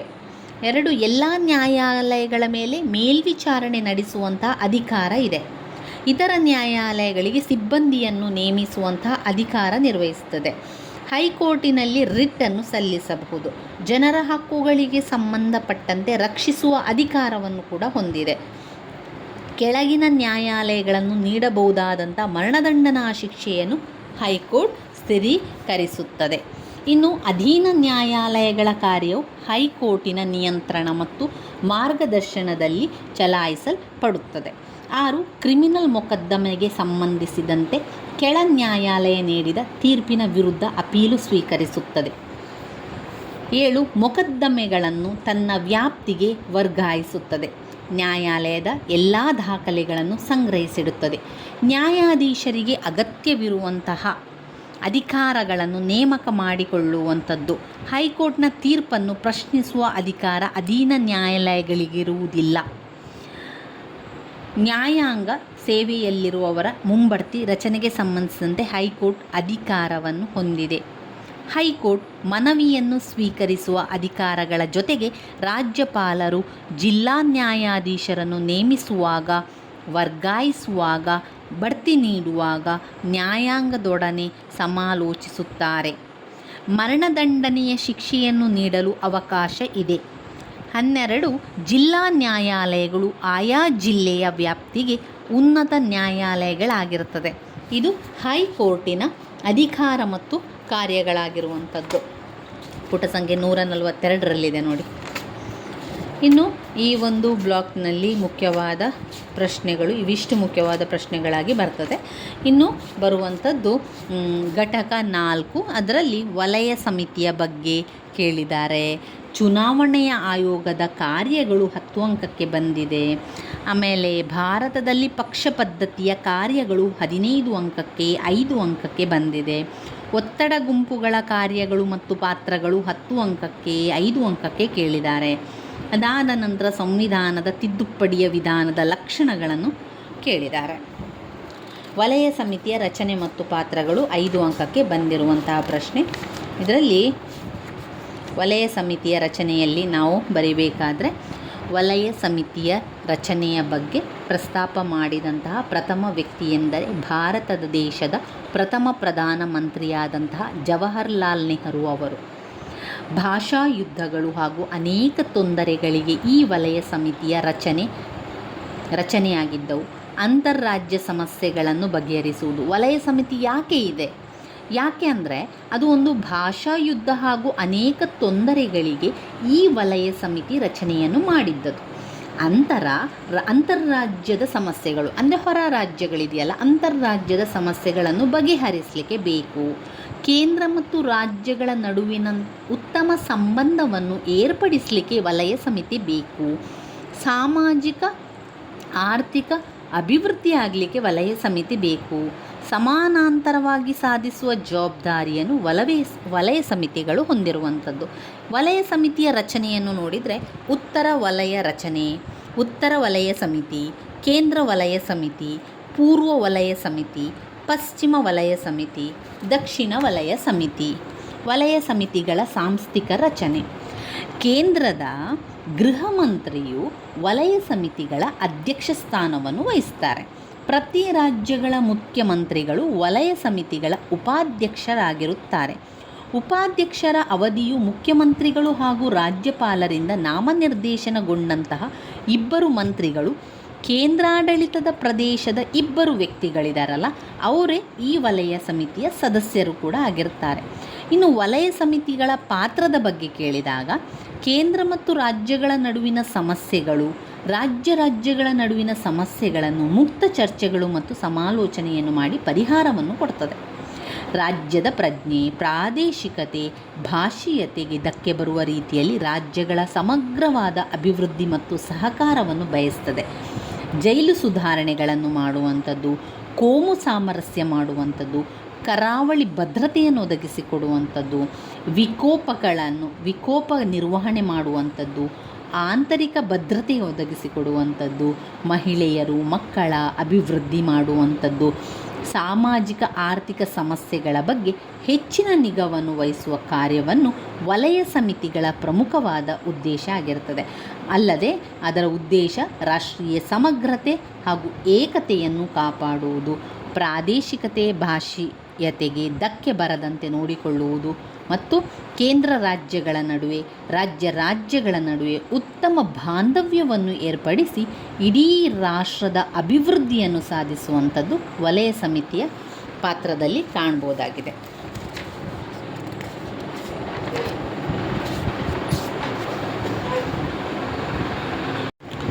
ಚುನಾವಣಾ ಆಯೋಗದ ಅಧಿಕಾರ ಮತ್ತು ಕಾರ್ಯಗಳು. ಚುನಾವಣಾ ಆಯೋಗದ ಅಧಿಕಾರ ಮತ್ತು ಕಾರ್ಯಗಳು 10 ಅಂಕಕ್ಕೆ ಕೇಳುವಂತಹ ಪ್ರಶ್ನೆ. ಯಾವ ರೀತಿಯ ಚುನಾವಣೆಗಳನ್ನೆಲ್ಲ, ಯಾವ ರೀತಿ ಅದರ ನಿಯಮಗಳು ಎನ್ನುವಂಥದ್ದನ್ನೆಲ್ಲ ಇದರಲ್ಲಿ ನಾವು ತಿಳಿತಾ ಹೋಗ್ಬೋದು. ಚುನಾವಣಾ ಆಯೋಗವು ಚುನಾವಣಾ ಕ್ಷೇತ್ರಗಳ ಸೀಮಾ ನಿರ್ಣಯ ಕಾರ್ಯವನ್ನು ಜನಗಣತಿ ಆಧಾರದ ಮೇಲೆ ಮಾಡುವ ಅಧಿಕಾರವನ್ನು ಹೊಂದಿದೆ. ಈ ಕಾರ್ಯವನ್ನು 3 ಸದಸ್ಯರ ಸೀಮಾ ನಿರ್ಣಯ ಆಯೋಗವು ನಿರ್ವಹಿಸುತ್ತದೆ. ಆಯೋಗವು ಸಂಸದೀಯ ಮತ್ತು ವಿಧಾನಸಭಾ ಚುನಾವಣೆಗಳಿಗೆ ಚುನಾವಣಾ ಪಟ್ಟಿಗಳನ್ನು ತಯಾರಿಸುತ್ತದೆ ಮತ್ತು ತಯಾರಿಸಿರುವ ಪಟ್ಟಿಯನ್ನು ವಿಸ್ತಾರವಾಗಿ ಮತ್ತು ಕ್ಷಿಪ್ರವಾಗಿ ಪರಿಷ್ಕರಣೆಯನ್ನು ಕೂಡ ಮಾಡುತ್ತದೆ. ರಾಜ್ಯಗಳ ಮತ್ತು ಕೇಂದ್ರ ಆಡಳಿತ ಪ್ರದೇಶಗಳ ಮುಖ್ಯ ಚುನಾವಣಾಧಿಕಾರಿಗಳ ಹುದ್ದೆಗಳಿಗೆ ಹೆಸರುಗಳನ್ನು ಸೂಚಿಸುವ ಅಧಿಕಾರ ಹೊಂದಿದೆ ಮತ್ತು ಚುನಾವಣೆಗಳನ್ನು ನಡೆಸಲು ಬೇಕಾಗುವ ಸಿಬ್ಬಂದಿ ವರ್ಗವನ್ನು ಒದಗಿಸುವಂತೆ ಸರ್ಕಾರಗಳನ್ನು ಕೋರುತ್ತದೆ. 4ನೇದು, ರಾಜಕೀಯ ಪಕ್ಷಗಳನ್ನು ನೋಂದಾಯಿಸುವುದರ ಜೊತೆಗೆ ಅವುಗಳನ್ನು ನೋಂದಾಯಿತ ಮಾನ್ಯ ಮಾಡಲ್ಪಡದೇ ಇರುವ ಪಕ್ಷ ಮತ್ತು ನೋಂದಾಯಿತ ಮಾನ್ಯ ಮಾಡಲ್ಪಟ್ಟಂತಹ ರಾಜಕೀಯ ಪಕ್ಷವೆಂದು ವಿಭಜಿಸುವ ಕಾರ್ಯವನ್ನು ಕೂಡ ಮಾಡುತ್ತದೆ. ಇದು ರಾಜಕೀಯ ಪಕ್ಷ ಎಂದು ಪರಿಗಣಿಸುವಂಥದ್ದು. 5ನೇದು, ರಾಜಕೀಯ ಪಕ್ಷಗಳಿಗೆ ಗುರುತುಗಳನ್ನು ಹಂಚುವ ಕಾರ್ಯವು ಚುನಾವಣೆಯ ಆಯೋಗಕ್ಕೆ ಸೇರಿದೆ. 6ನೇದು, ಚುನಾವಣಾ ಆಯೋಗದ ಶಿಫಾರಸಿನ ಮೇರೆಗೆ ಲೋಕಸಭಾ ಚುನಾವಣೆಗೆ ಸಂಬಂಧಿಸಿದಂತೆ ರಾಷ್ಟ್ರಪತಿಯನ್ನು, ಹಾಗೆಯೇ ವಿಧಾನಸಭಾ ಚುನಾವಣೆಗೆ ಸಂಬಂಧಿಸಿದಂತೆ ರಾಜ್ಯಪಾಲರು ಚುನಾವಣೆಗಳಿಗೆ ಅಧಿಸೂಚನೆಯನ್ನು ಹೊರಡಿಸುತ್ತಾರೆ. 7ನೇದಾಗಿ, ಸಂಸತ್ತು ರಾಜ್ಯ ಶಾಸಕಾಂಗಗಳಿಗೆ ಉಪಚುನಾವಣೆಗಳನ್ನು ನಡೆಸಲು ಪ್ರಕಟಣೆಯನ್ನು ಹೊರಡಿಸುತ್ತದೆ. ಮತಕ್ಷೇತ್ರದಲ್ಲಿ ಮತ್ತು ಮತಗಟ್ಟೆಗಳಲ್ಲಿ ಮರುಚುನಾವಣೆ ನಡೆಸುವ ಅಧಿಕಾರ ಹೊಂದಿದೆ ಮತ್ತು ಚುನಾವಣಾ ಫಲಿತಾಂಶ ತಡೆಹಿಡಿಯುವ ಅಧಿಕಾರವನ್ನು ಕೂಡ ಪಡೆದಿದೆ. 8ನೇದು, ಚುನಾವಣೆಯ ನಂತರ ಸದನದ ರಚನೆಗೆ ಪ್ರಕಟಣೆಯನ್ನು ಹೊರಡಿಸುತ್ತದೆ. ವಿಧಾನ ಪರಿಷತ್ತಿನ ಪದವೀಧರರ, ಅಧ್ಯಾಪಕರ ಮತ್ತು ಸ್ಥಳೀಯ ಸಂಸ್ಥೆಗಳ ಕ್ಷೇತ್ರಗಳ ಮರು ವಿಂಗಡಣೆಗೆ ಸಂಬಂಧಿಸಿದಂತೆ ರಾಷ್ಟ್ರಪತಿಗೆ ಶಿಫಾರಸುಗಳನ್ನು ಮಾಡುತ್ತದೆ. 1950-51ರ ಪ್ರಜಾಪ್ರತಿನಿಧಿಗಳಿಗೆ ಸಂಬಂಧಿಸಿದ ನಿಯಮಗಳನ್ನು ಕೇಂದ್ರ ರಚಿಸುವಾಗ ಅದಕ್ಕೆ ಸಲಹೆಯನ್ನು ಕೂಡ ನೀಡುತ್ತದೆ. 10ನೇದು, ಚುನಾವಣೆಗಳ ಸಮಯದಲ್ಲಿ ರಾಜಕೀಯ ಪಕ್ಷಗಳಿಗೆ ಸಾಮಾನ್ಯ ನಡತೆ ಅಥವಾ ನಡತೆ ಸಂಹಿತೆ ನೀಡಿ ಅದನ್ನು ಪಾಲಿಸುವಂತೆ ಆದೇಶವನ್ನು ನೀಡುತ್ತದೆ. ನಡತೆ ಸಂಹಿತೆಯಲ್ಲಿ ವೈಯಕ್ತಿಕ ಟೀಕೆ ನಿಷೇಧ, ಪ್ರಜಾಸ್ಥಳಗಳ ಬಳಕೆ ನಿಷೇಧ, ಮತ ಪಡೆಯಲು ಜಾತಿ ಮತ ಇತ್ಯಾದಿಗಳನ್ನು ಬಳಸುವುದಕ್ಕೆ ಭ್ರಷ್ಟಾಚಾರ ತಡೆ, ಬೆದರಿಕೆ ನಿಷೇಧ, ಮತದಾನ ಪ್ರಾರಂಭವಾಗಿ ಮುಂಚಿನ 48 ಗಂಟೆಗಳ ಒಳಗೆ ಯಾವುದೇ ಸಾರ್ವಜನಿಕ ಸಭೆಗಳನ್ನು ನಡೆಸುವುದನ್ನು ನಿಷೇಧಿಸುವುದು. ಚುನಾವಣಾ ಆಯೋಗವು ವಿವಿಧ ಅಭ್ಯರ್ಥಿಗಳ ಚುನಾವಣಾ ವೆಚ್ಚಗಳ ಪರಿಶೋಧನೆ ಮಾಡುವ ಅಧಿಕಾರವನ್ನು ಕೂಡ ಹೊಂದಿದೆ. ಪ್ರತಿಯೊಬ್ಬ ಅಭ್ಯರ್ಥಿಯು ಚುನಾವಣಾ ಫಲಿತಾಂಶಗಳನ್ನು ಪ್ರಕಟಿಸಿದ ನಂತರದ 45 ದಿವಸಗಳ ಒಳಗಾಗಿ ತಮ್ಮ ಚುನಾವಣಾ ವೆಚ್ಚದ ಲೆಕ್ಕವನ್ನು ಸಲ್ಲಿಸುವುದು ಅಗತ್ಯ.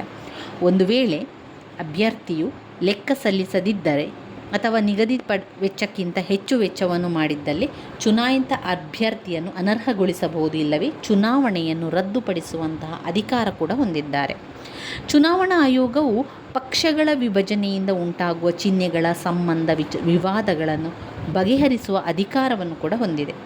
ಚುನಾವಣಾ ಆಯೋಗವು ಚುನಾವಣೆಯ ಕ್ರಮದಲ್ಲಿ ಸುಧಾರಣೆಯನ್ನು ತರುವಂಥ ದಿಸೆಯಲ್ಲಿ ನೆರವಾಗಲು ಒಂದು ಸಂಶೋಧನಾ ವಿಭಾಗವನ್ನು ಕೂಡ ತೆಗೆಯಬಹುದಾಗಿದೆ. ಇನ್ನು ಬರುವಂತಹ ಪ್ರಶ್ನೆ ಯಾವುದು? ಒಂದು ಮುಖ್ಯವಾದ ಪ್ರಶ್ನೆ ಇದೆ. ಇನ್ನು ಪಕ್ಷ ಪದ್ಧತಿ ಬರ್ತದೆ. ಪಕ್ಷ ಪದ್ಧತಿ ಮುಖ್ಯವಾಗಿರುವಂತಹ ಪ್ರಶ್ನೆಯಾಗಿದೆ.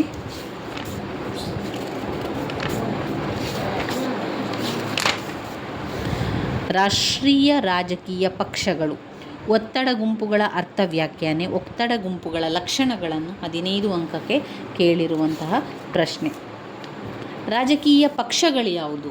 ರಾಷ್ಟ್ರೀಯ ರಾಜಕೀಯ ಪಕ್ಷಗಳು ಅಂದರೆ ಭಾರತ ರಾಷ್ಟ್ರೀಯ ಕಾಂಗ್ರೆಸ್, 2 ಭಾರತೀಯ ಜನತಾ ಪಕ್ಷ ಮತ್ತು ಅದರ ಸಿದ್ಧಾಂತಗಳು, 3 ಜನತಾದಳ ಮತ್ತು ಅದರ ಸಿದ್ಧಾಂತಗಳು, 4 ಭಾರತದ ಕಮ್ಯುನಿಸ್ಟ್ ಪಕ್ಷ ಮತ್ತು ಸಿದ್ಧಾಂತಗಳು, 5 ಭಾರತ ಕಮ್ಯುನಿಸ್ಟ್ ಪಕ್ಷ. ಇವಿಷ್ಟು ಅದರಲ್ಲಿ ಬರ್ತದೆ. ಇನ್ನು ಯಾವುದು ತುಂಬಾ ಮುಖ್ಯವಾಗಿರುವಂಥದ್ದು? ರಾಜಕೀಯ ಪಕ್ಷಗಳು ಮತ್ತು ಕಾರ್ಯಗಳು. ರಾಜಕೀಯ ಪಕ್ಷಗಳು ಮತ್ತು ಕಾರ್ಯಗಳನ್ನು ಪಾಯಿಂಟ್ಸ್ ರೀತಿಯಲ್ಲಿ ಕೊಟ್ಟಿದ್ದರೂ ಕೂಡ ಸ್ವಲ್ಪ ದೊಡ್ಡದಾದ ಪಾಯಿಂಟ್ಸನ್ನು ಕೊಟ್ಟಿದ್ದಾರೆ. ಅದನ್ನು ನಾವು ಚಿಕ್ಕದಾಗಿ ಪಾಯಿಂಟ್ಸ್ ಆಗಿ ಮಾಡಿಕೊಂಡು ಓದ್ಕೊಳ್ಬೇಕು. ಆವಾಗ ರಾಜಕೀಯ ಪಕ್ಷಗಳ ಪಾತ್ರ ಮತ್ತು ಕಾರ್ಯಗಳು ನಮಗೆ ಬೇಗ ಅರ್ಥ ಆಗ್ತದೆ.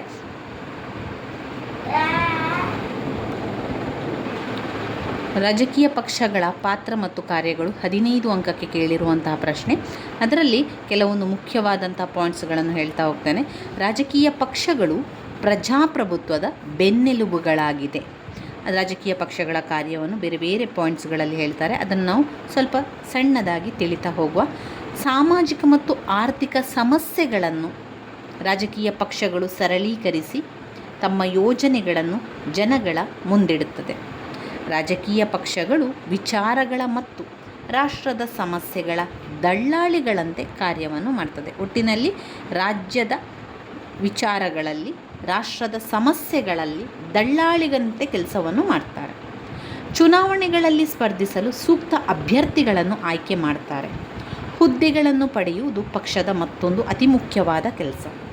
ಇನ್ನು ಆದರ್ಶಗಳನ್ನು ಅವರು ಯಾವ ಪಕ್ಷದಲ್ಲಿರುವವರು ಎಂಬುದರಿಂದ ಗೊತ್ತು ಹಿಡಿಯಬಹುದು, ಅಂದರೆ ಕಂಡು ಹಿಡಿಯಬಹುದು ಅಂತ ಹೇಳುವಂಥದ್ದು. ರಾಜಕೀಯ ಪಕ್ಷಗಳು ಸರಕಾರ ಮತ್ತು ಜನರ ನಡುವೆ ಸಂಪರ್ಕ ಸೇತುವೆಯಾಗಿ ಕಾರ್ಯವನ್ನು ಮಾಡ್ತದೆ. 5 ಸರಕಾರದ ರಚನೆ ಮತ್ತು ನಿರ್ವಹಣೆಯನ್ನು ಮಾಡ್ತದೆ. ಸರಕಾರದ ರಚನೆ ಮತ್ತು ನಿರ್ವಹಣೆಯನ್ನು ಮಾಡ್ತದೆ. ಸಂಸದೀಯ ಪದ್ಧತಿ ಸರಕಾರದ ಕಾರ್ಯನಿರ್ವಹಣೆಗೆ ರಾಜಕೀಯ ಪಕ್ಷಗಳು ಅತ್ಯವಶ್ಯಕವಾಗಿದೆ. ರಾಜಕೀಯ ಪಕ್ಷಗಳು ಅಧಿಕಾರಕ್ಕಾಗಿ ಹೋರಾಡುತ್ತದೆ. ರಾಜಕೀಯ ಪಕ್ಷಗಳು ಸಮಸ್ಯೆಗಳನ್ನು ಸಾದರಪಡಿಸುತ್ತದೆ. ರಾಜಕೀಯ ನಾಯಕರನ್ನು ನೇಮಿಸುವುದು ಪಕ್ಷಗಳ ಮತ್ತೊಂದು ಕಾರ್ಯವಾಗಿದೆ. ಕಲ್ಯಾಣ ಕಾರ್ಯಗಳನ್ನು ನೆರವೇರಿಸುತ್ತದೆ. ಬಾಂಧವ್ಯವನ್ನು ಮೂಡಿಸುತ್ತದೆ. ಜನತೆಯ ಅಲಕ್ಷ್ಯ ಅಜ್ಞಾನಗಳನ್ನು ಹೋಗಲಾಡಿಸುತ್ತದೆ. ದೇಶದ ಪ್ರಗತಿಯನ್ನು ಸಾಧಿಸುತ್ತದೆ.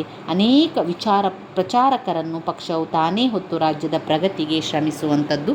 ತುಂಬಾ ಸುಲಭ ಇದೆ, ಅರ್ಥ ಮಾಡ್ಕೊಳ್ಳಿ. ರಾಜಕೀಯ ಪಕ್ಷಗಳ ಪಾತ್ರ ಮತ್ತು ಕಾರ್ಯಗಳು. ಇನ್ನು ಬರುವಂಥದ್ದು 5 ಅಂಕಕ್ಕೆ ಅಥವಾ 15 ಅಂಕಕ್ಕೆ ಒತ್ತಡ ಗುಂಪುಗಳ ಅರ್ಥ ಮತ್ತು ವ್ಯಾಖ್ಯಾನಗಳು. ಒತ್ತಡ ಗುಂಪು ಎನ್ನುವಂಥದ್ದು, ಒತ್ತಡ ಗುಂಪುಗಳು ಹಿತಾಸಕ್ತಿಯ ಗುಂಪುಗಳು ಎಂದು ಸಹ ಕರೆಯಲಾಗುತ್ತದೆ.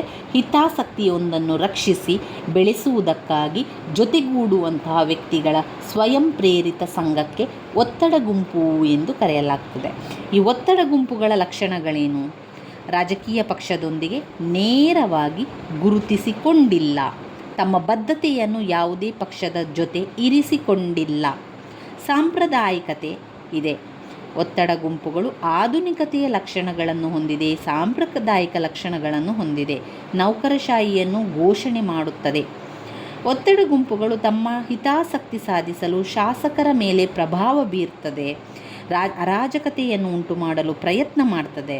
ಒತ್ತಡ ಗುಂಪುಗಳು ಮುಷ್ಕರ ಮಾಡುವಂಥದ್ದು, ಬಂದ್ ಕರೆ ನೀಡುವಂಥದ್ದು ಕೆಲಸಗಳನ್ನು ಮಾಡ್ತದೆ. ಒತ್ತಡ ಗುಂಪುಗಳು ರಾಜಕೀಯ ಪಕ್ಷದ ಜೊತೆಗೆ ನಿಕಟ ಸಂಪರ್ಕವನ್ನು ಇಟ್ಟುಕೊಳ್ಳದಿದ್ದರೂ ಕೂಡ ತಮ್ಮ ವೈಯಕ್ತಿಕ ಹಿತಾಸಕ್ತಿಗಳನ್ನು ವೃದ್ಧಿಸಿಕೊಳ್ಳುತ್ತದೆ. ರಾಜಕೀಯ ಪಕ್ಷಗಳ ಮತ್ತು ಗುಂಪುಗಳ ಬೆಂಬಲವನ್ನು ಪಡೆದುಕೊಳ್ಳುವಲ್ಲಿ ಕಾರ್ಯತಂತ್ರ ರೂಪಿಸಲು ಹಿಂಜರಿಯುವುದಿಲ್ಲ. ಇನ್ನು ಭಾರತದ ಬಹುಮುಖ್ಯ ಒತ್ತಡ ಗುಂಪುಗಳು ಯಾವುದೆಲ್ಲ ಅಂತ ಹೇಳಿದರೆ, ವ್ಯಾವಹಾರಿಕ ಗುಂಪುಗಳು, ಕಾರ್ಮಿಕ ಸಂಘಗಳು, ರೈತಾಪಿ ಗುಂಪುಗಳು, ಧಾರ್ಮಿಕ, ಜಾತಿ ಮತ್ತಿತರ ಗುಂಪುಗಳು, ವಿದ್ಯಾರ್ಥಿಗಳ ಸಂಸ್ಥೆಗಳು, ಇದು ಒತ್ತಡ ಗುಂಪುಗಳಲ್ಲಿ ಬರುವಂಥದ್ದು. ಇನ್ನು ಸಂವಿಧಾನದ ತಿದ್ದುಪಡಿಯ ವಿಧಾನಗಳು, ಇದರಲ್ಲಿ ಸಾಮಾನ್ಯ ಬಹುಮತ ವಿಧಾನದಿಂದ ತಿದ್ದುಪಡಿಯನ್ನು ಮಾಡುವಂಥದ್ದು, ವಿಶೇಷ ಬಹುಮತ ವಿಧಾನದಿಂದ ತಿದ್ದುಪಡಿಯನ್ನು ಮಾಡುವಂಥದ್ದು, ವಿಶೇಷ ಬಹುಮತದ ಜೊತೆಗೆ ರಾಜ್ಯಗಳ ಅನುಮೋದನೆ ವಿಧಾನ. ಇದು ಸಂವಿಧಾನದ ತಿದ್ದುಪಡಿಯಲ್ಲಿ ಬರುವಂಥದ್ದು. ಸಾಮಾನ್ಯ ತಿದ್ದುಪಡಿ, ಸಾಮಾನ್ಯ ಬಹುಮತದಿಂದ ತಿದ್ದುಪಡಿ ಮಾಡುವಂಥದ್ದು, ರಾಷ್ಟ್ರಪತಿಯವರ ಒಪ್ಪಿಗೆ ದೊರೆತರೆ ತಿದ್ದುಪಡಿಯನ್ನು ಮಾಡುವಂಥದ್ದು, ರಾಜ್ಯಗಳ ಹೆಸರು ಗಡಿ ಬದಲಾವಣೆಯನ್ನು ಮಾಡುವಂಥದ್ದು, ರಾಜ್ಯಗಳ ಮೇಲ್ಮನೆಯನ್ನು ರಚಿಸುವುದು ಅಥವಾ ರದ್ದುಗೊಳಿಸುವುದು, ಪೌರತ್ವಕ್ಕೆ ಸಂಬಂಧಿಸಿದ ವಿಷಯ, ಬುಡಕಟ್ಟು ಜನಾಂಗಕ್ಕೆ ಸಂಬಂಧಪಟ್ಟದ್ದು. ಇದು ಸಾಮಾನ್ಯ ಬಹುಮತದಿಂದ ತಿದ್ದುಪಡಿ ಮಾಡುವಂಥದ್ದು, ರಾಷ್ಟ್ರಪತಿಯವರ ಒಪ್ಪಿಗೆ ದೊರೆತ ನಂತರ. ವಿಶೇಷ ಬಹುಮತದಿಂದ ತಿದ್ದುಪಡಿ ಯಾವಾಗ ಮಾಡ್ತಾರೆ? ಸಂವಿಧಾನದ ಕೆಲವು ನಿಯಮಗಳನ್ನು ಸಂಸತ್ತು ತನ್ನ ವಿಶೇಷ ಬಹುಮತದಿಂದ ತಿದ್ದುಪಡಿ ಮಾಡ್ಬೋದು. ತಿದ್ದುಪಡಿ ಮಸೂದೆಯನ್ನು ಮಂಡಿಸಿದಾಗ ಪ್ರತಿ ಸದನದಲ್ಲಿಯೂ ಬಹುತೇಕ ಸದಸ್ಯರು ಹಾಜರಿದ್ದು ಅದರಲ್ಲಿ 2/3 ಸದಸ್ಯರು ತಮ್ಮ ಒಪ್ಪಿಗೆಯನ್ನು ಮತ ಚಲಾಯಿಸುವುದರ ಮೂಲಕ ತಿಳಿಸಬೇಕು. ನಂತರ ರಾಷ್ಟ್ರಪತಿಯವರ ಅನುಮೋದನೆಯು ಕೂಡ ಅಗತ್ಯವಾಗಿರ್ತದೆ. ಈ ವಿಧಾನದ ಮೂಲಕ ಮೂಲಭೂತ ಹಕ್ಕುಗಳನ್ನು ಮತ್ತು ರಾಜ್ಯ ನೀತಿಯ ನಿರ್ದೇಶನ ತತ್ವಗಳನ್ನು ತಿದ್ದುಪಡಿಯನ್ನು ಮಾಡಬಹುದಾಗಿದೆ. ವಿಶೇಷ ಬಹುಮತದ ಜೊತೆಗೆ ರಾಜ್ಯಗಳ ಅನುಮೋದನೆ ರಾಷ್ಟ್ರಪತಿಯವರ ಒಪ್ಪಿಗೆಯೊಂದಿಗೆ ಮಾಡಲಾಗ್ತದೆ. ಅದು ಯಾವ ತಿದ್ದುಪಡಿ? ರಾಷ್ಟ್ರಪತಿ ಚುನಾವಣೆಗೆ ಸಂಬಂಧಿಸಿದ ತಿದ್ದುಪಡಿ, ಕೇಂದ್ರ ರಾಜ್ಯಾಂಗ ಕಾರ್ಯಾಂಗಾಧಿಕಾರಕ್ಕೆ ಸಂಬಂಧಿಸಿದ್ದು, ಶ್ರೇಷ್ಠ ನ್ಯಾಯಾಲಯ ಉಚ್ಚ ನ್ಯಾಯಾಲಯಗಳಿಗೆ ಸಂಬಂಧಿಸಿದ್ದು, ಕೇಂದ್ರ ಮತ್ತು ರಾಜ್ಯಗಳ ನಡುವಿನ ಹಂಚಿಕೆಯಾಗಿರುವ ಶಾಸನ ಅಧಿಕಾರಗಳಿಗೆ ಸಂಬಂಧಪಟ್ಟಂತು, ಮತ್ತು 368ನೇ ವಿಧಿಯ ತಿದ್ದುಪಡಿ ಆಗಿರುತ್ತದೆ. ಇದು ವಿಶೇಷ ಬಹುಮತದ ಜೊತೆ ರಾಜ್ಯದ ಅನುಮೋದನೆ. ಸಂವಿಧಾನದ ಪ್ರಮುಖ ತಿದ್ದುಪಡಿಗಳು ಯಾವುದು? ಇದು ತಿದ್ದುಪಡಿಯ ವಿಧಾನ ಆಯಿತು. ನಾವೀಗ ನೋಡಿದ್ದು ತಿದ್ದುಪಡಿಯ ವಿಧಾನ: ಸಾಮಾನ್ಯ ಬಹುಮತ ವಿಧಾನ, ವಿಶೇಷ ಬಹುಮತದ ಜೊತೆಗೆ ರಾಜ್ಯದ ಅನುಮೋದನೆ. ಇನ್ನು ಸಂವಿಧಾನದ ಪ್ರಮುಖ ತಿದ್ದುಪಡಿ ಯಾವುದೆಲ್ಲ ಮಾಡಿದ್ದಾರೆ, ಯಾವುದನ್ನೆಲ್ಲ ತಿದ್ದುಪಡಿಯನ್ನು ಮಾಡಿದ್ದಾರೆ ಎನ್ನುವಂಥದ್ದನ್ನು ನೋಡ್ತಾ ಹೋಗುವ.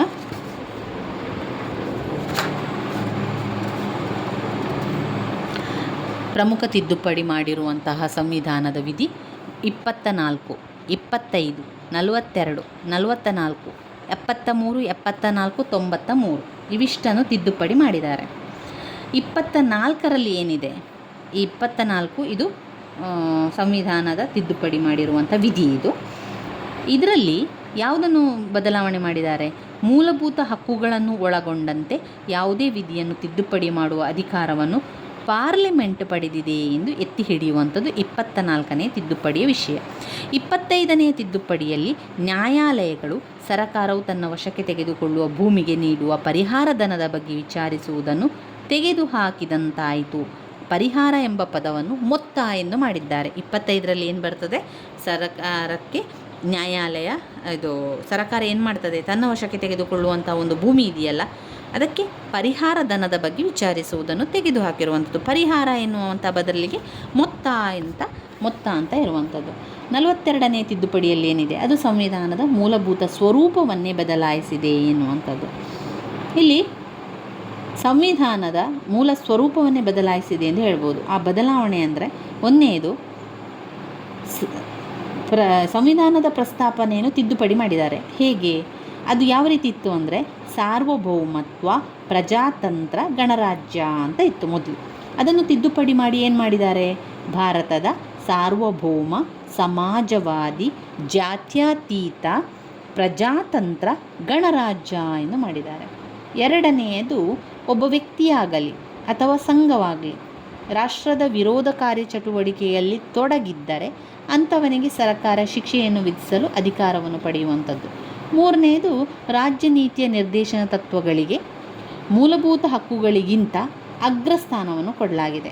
ಜೊತೆಗೆ ಸಂವಿಧಾನದಲ್ಲಿ ಮೂಲಭೂತ ಕರ್ತವ್ಯಗಳ ಒಂದು ಅಧ್ಯಾಯವನ್ನೇ ಅಳವಡಿಸಲಾಗಿದೆ. ನಾಲ್ಕನೆಯದು, 368ನೆಯ ವಿಧಿಯನ್ನು ತಿದ್ದುಪಡಿ ಮಾಡಿ ಸಂಸತ್ತು ಸಂವಿಧಾನದ ನಿಯಮಗಳನ್ನು ಜನತೆಯ ಇಚ್ಛೆಗನುಗುಣವಾಗಿ ತಿದ್ದುಪಡಿ ಮಾಡಿದ್ದೇ ಆದರೆ ಇವುಗಳನ್ನು ಪ್ರಶ್ನಿಸುವ ಅಧಿಕಾರ ನ್ಯಾಯಾಂಗಕ್ಕಿಲ್ಲವೆಂದು ತಿಳಿಸಿದೆ. 5ನೇದು, ನ್ಯಾಯಾಂಗಕ್ಕೆ ಸಂಬಂಧಪಟ್ಟಂತೆ ಬದಲಾವಣೆಯನ್ನು ಮಾಡಲಾಗಿದೆ. 6ನೇದು, ಉಚ್ಚ ನ್ಯಾಯಾಲಯಗಳ ಅಧಿಕಾರಕ್ಕೆ ಸಂಬಂಧಪಟ್ಟಂತೆ ಅನೇಕ ಬದಲಾವಣೆಗಳನ್ನು ಮಾಡಲಾಗಿದೆ. 44ರ ಸಂವಿಧಾನದ ತಿದ್ದುಪಡಿಯಲ್ಲಿ ಸಂವಿಧಾನವನ್ನು ಮೊದಲನೆಯ ಸ್ಥಿತಿಗೆ ತರಲಾಗಿದೆ. ಅದಕ್ಕೋಸ್ಕರ ಕಾರ್ಯಾಂಗ ಪಡೆದಿದ್ದ ಅನೇಕ ಅಧಿಕಾರಗಳನ್ನು ಮೊಟಕುಗೊಳಿಸಲಾಗಿದೆ. 44ನೇ ತಿದ್ದುಪಡಿಯಿಂದಾಗಿ ಪ್ರಜೆಗಳ ಆಸ್ತಿಯ ಹಕ್ಕು ಮೂಲಭೂತ ಹಕ್ಕಲ್ಲ, ಅದು ಕೇವಲ ಒಂದು ಶಾಸನಬದ್ಧವಾದ ಹಕ್ಕಾಗಿದೆ ಎಂದು ತಿಳಿಸಿದ್ದಾರೆ. ಅದು ಎಷ್ಟಾಯಿತು? 44 ತಿದ್ದುಪಡಿ. ಇನ್ನು 73ನೇ ತಿದ್ದುಪಡಿ, 74, ಆಮೇಲೆ 93 ಇದೆ. 73 ತಿದ್ದುಪಡಿಯಲ್ಲಿ ಏನು ಬಂತು? ಪಂಚಾಯಿತಿ ವ್ಯವಸ್ಥೆ. ಪಂಚಾಯಿತಿ ವ್ಯವಸ್ಥೆ 29 ವಿಷಯಗಳ ಬಗ್ಗೆ ಹೊಂದಿರುವ ಅಧಿಕಾರವನ್ನು ತಿಳಿಸುವಂಥದ್ದು.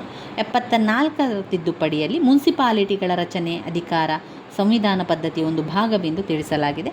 93ರಲ್ಲಿ ಖಾಸಗಿ ಅನುದಾನರಹಿತ ವಿದ್ಯಾಸಂಸ್ಥೆಗಳಲ್ಲಿ ಪರಿಶಿಷ್ಟ ಜಾತಿ, ಪರಿಶಿಷ್ಟ ಪಂಗಡ, ಸಾಮಾಜಿಕವಾಗಿ ಶೈಕ್ಷಣಿಕವಾಗಿ ಹಿಂದುಳಿದ ವರ್ಗಗಳ ಮಕ್ಕಳಿಗೆ ಮೀಸಲು ನಿಯಮವನ್ನು ಜಾರಿಗೊಳಿಸಲು ಅವಕಾಶವನ್ನು ಮಾಡಿಕೊಡ್ತದೆ ಎನ್ನುವಂಥದ್ದನ್ನು ಕಾಣ್ಬೋದು.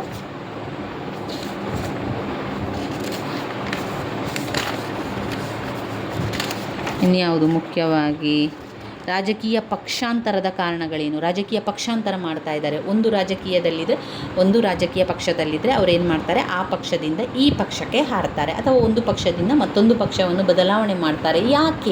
ಯಾಕೆ ಪಕ್ಷವನ್ನು ಬದಲಾವಣೆಯನ್ನು ಮಾಡ್ತಾರೆ ರಾಜಕೀಯದಲ್ಲಿದ್ದವರು ಅಂತ ಕೇಳಿದಾಗ ಅದಕ್ಕೆ ಕಾರಣ ಏನು ಅಂತ ಹೇಳಿದರೆ, ಅಧಿಕಾರದ ದಾಹ, ಜನಪ್ರಿಯ ನಾಯಕರುಗಳ ಪಕ್ಷಾಂತರ, ತತ್ವರಹಿತ ರಾಜಕೀಯ ಮೈತ್ರಿ, ಪಕ್ಷಗಳಲ್ಲಿನ ಗುಂಪುಗಾರಿಕೆ, ತಾತ್ವಿಕ ಬದ್ಧತೆ ಇಲ್ಲದ್ದು, ಅಲ್ಪಸಂಖ್ಯಾತರ ಸರಕಾರಗಳು, ಕಾಂಗ್ರೆಸ್ ಪಕ್ಷದ ಪ್ರಾಬಲ್ಯತೆ ಕಡಿಮೆಯಾದರೂ ಪಕ್ಷಾಂತರಗಳನ್ನು ಒಪ್ಪುವುದರಿಂದ, ಎಲ್ಲ ಕಾರಣದಿಂದಾಗಿ ಏನಾಗ್ತದೆ? ಪಕ್ಷಾಂತರಗಳು ಒಪ್ಪುವುದರಿಂದಲೂ ಕೂಡ ಅದು ರಾಜಕೀಯ ಪಕ್ಷಾಂತರ ಬದಲಾವಣೆಗಳು ಬರುವಂಥದ್ದು ಈ ಒಂದು ಕಾರಣದಿಂದ. ಇವಿಷ್ಟು ನಮಗೆ ಇದೆಲ್ಲವೂ ಕೂಡ ತೃತೀಯ BA ರಾಜ್ಯಶಾಸ್ತ್ರದಲ್ಲಿ ರಿಪೀಟಾಗಿ ಬಂದಿರುವಂತಹ ಪ್ರಶ್ನೆಗಳ ಪಾಯಿಂಟ್ಸ್ಗಳನ್ನೆಲ್ಲ ನಾವು ತಿಳ್ಕೊಂಡಿದ್ದೇವೆ. ಈ ಒಂದು ಸಂಪೂರ್ಣ ವಿಡಿಯೋವನ್ನು ನೋಡಿದರೆ ನಿಮ್ಮ ಒಂದು ಕೊನೆಯ ಹಂತದ ಪರೀಕ್ಷೆ ತಯಾರಿ ಆದಂತೆಯೇ. ತೃತೀಯ BA ರಾಜ್ಯಶಾಸ್ತ್ರ ಭಾರತ ಸಂವಿಧಾನ ಮತ್ತು ಸರಕಾರ ಕೋರ್ಸ್ 3ರಲ್ಲಿ ಬರುವಂತಹ ಮುಖ್ಯವಾದ ಪ್ರಶ್ನೆಗಳು, ಪದೇ ರಿಪೀಟ್ ಆಗಿರುವಂತಹ ಪ್ರಶ್ನೆಗಳ ಪಾಯಿಂಟ್ಸ್ಗಳನ್ನೆಲ್ಲ ನಿಮಗೆ ನಾನು ತಿಳಿಸುತ್ತಾ ಹೋಗಿದ್ದೇನೆ. ಇದನ್ನೆಲ್ಲವನ್ನು ಕೂಡ ಓದ್ಕೊಳ್ಳಿ. ಆ ಪಾಯಿಂಟ್ಸ್ಗಳನ್ನು ಬಾಯಿಪಾಠ ಮಾಡಿ ಆದರೂ ಕಲಿತ್ಕೊಳ್ಳಿ ಸ್ನೇಹಿತರೆ. ಈ ವಿಡಿಯೋವನ್ನು ನೋಡ್ತಾ ಆ ಪಾಯಿಂಟ್ಸ್ಗಳನ್ನು ಹೇಳಿಕೊಳ್ಳಿ. ಆವಾಗಲೇ ನಿಮಗೆ ಒಂದು ಅರ್ಧ ರೀತಿಯ ಸಮಾಧಾನ ಕೂಡ ಸಿಗ್ತದೆ. ಯಾಕಂದರೆ ನಾನು ಕಲಿತಿದ್ದೇನೆ, ನಾನು ಪರೀಕ್ಷೆ ತಯಾರಿಯನ್ನು ಮಾಡಿಕೊಂಡಿದ್ದೇನೆ ಎನ್ನುವಂತಹ ಒಂದು ತೃಪ್ತಿ ಕೂಡ ನಿಮ್ಮಲ್ಲಿ ಬರ್ತದೆ. ನನ್ನ ವೀಡಿಯೋಸ್ ಎಲ್ಲ ನಿಮಗೆ ಇಷ್ಟ ಆಗ್ತಾ ಇದ್ದರೆ ಲೈಕ್ ಕೊಡಿ, ಶೇರ್ ಮಾಡಿ, ಹಾಗೆ ಸಬ್ಸ್ಕ್ರೈಬ್ ಮಾಡಲಿಕ್ಕೆ ಮರಿಬೇಡಿ ಸ್ನೇಹಿತರೆ. ಧನ್ಯವಾದಗಳು.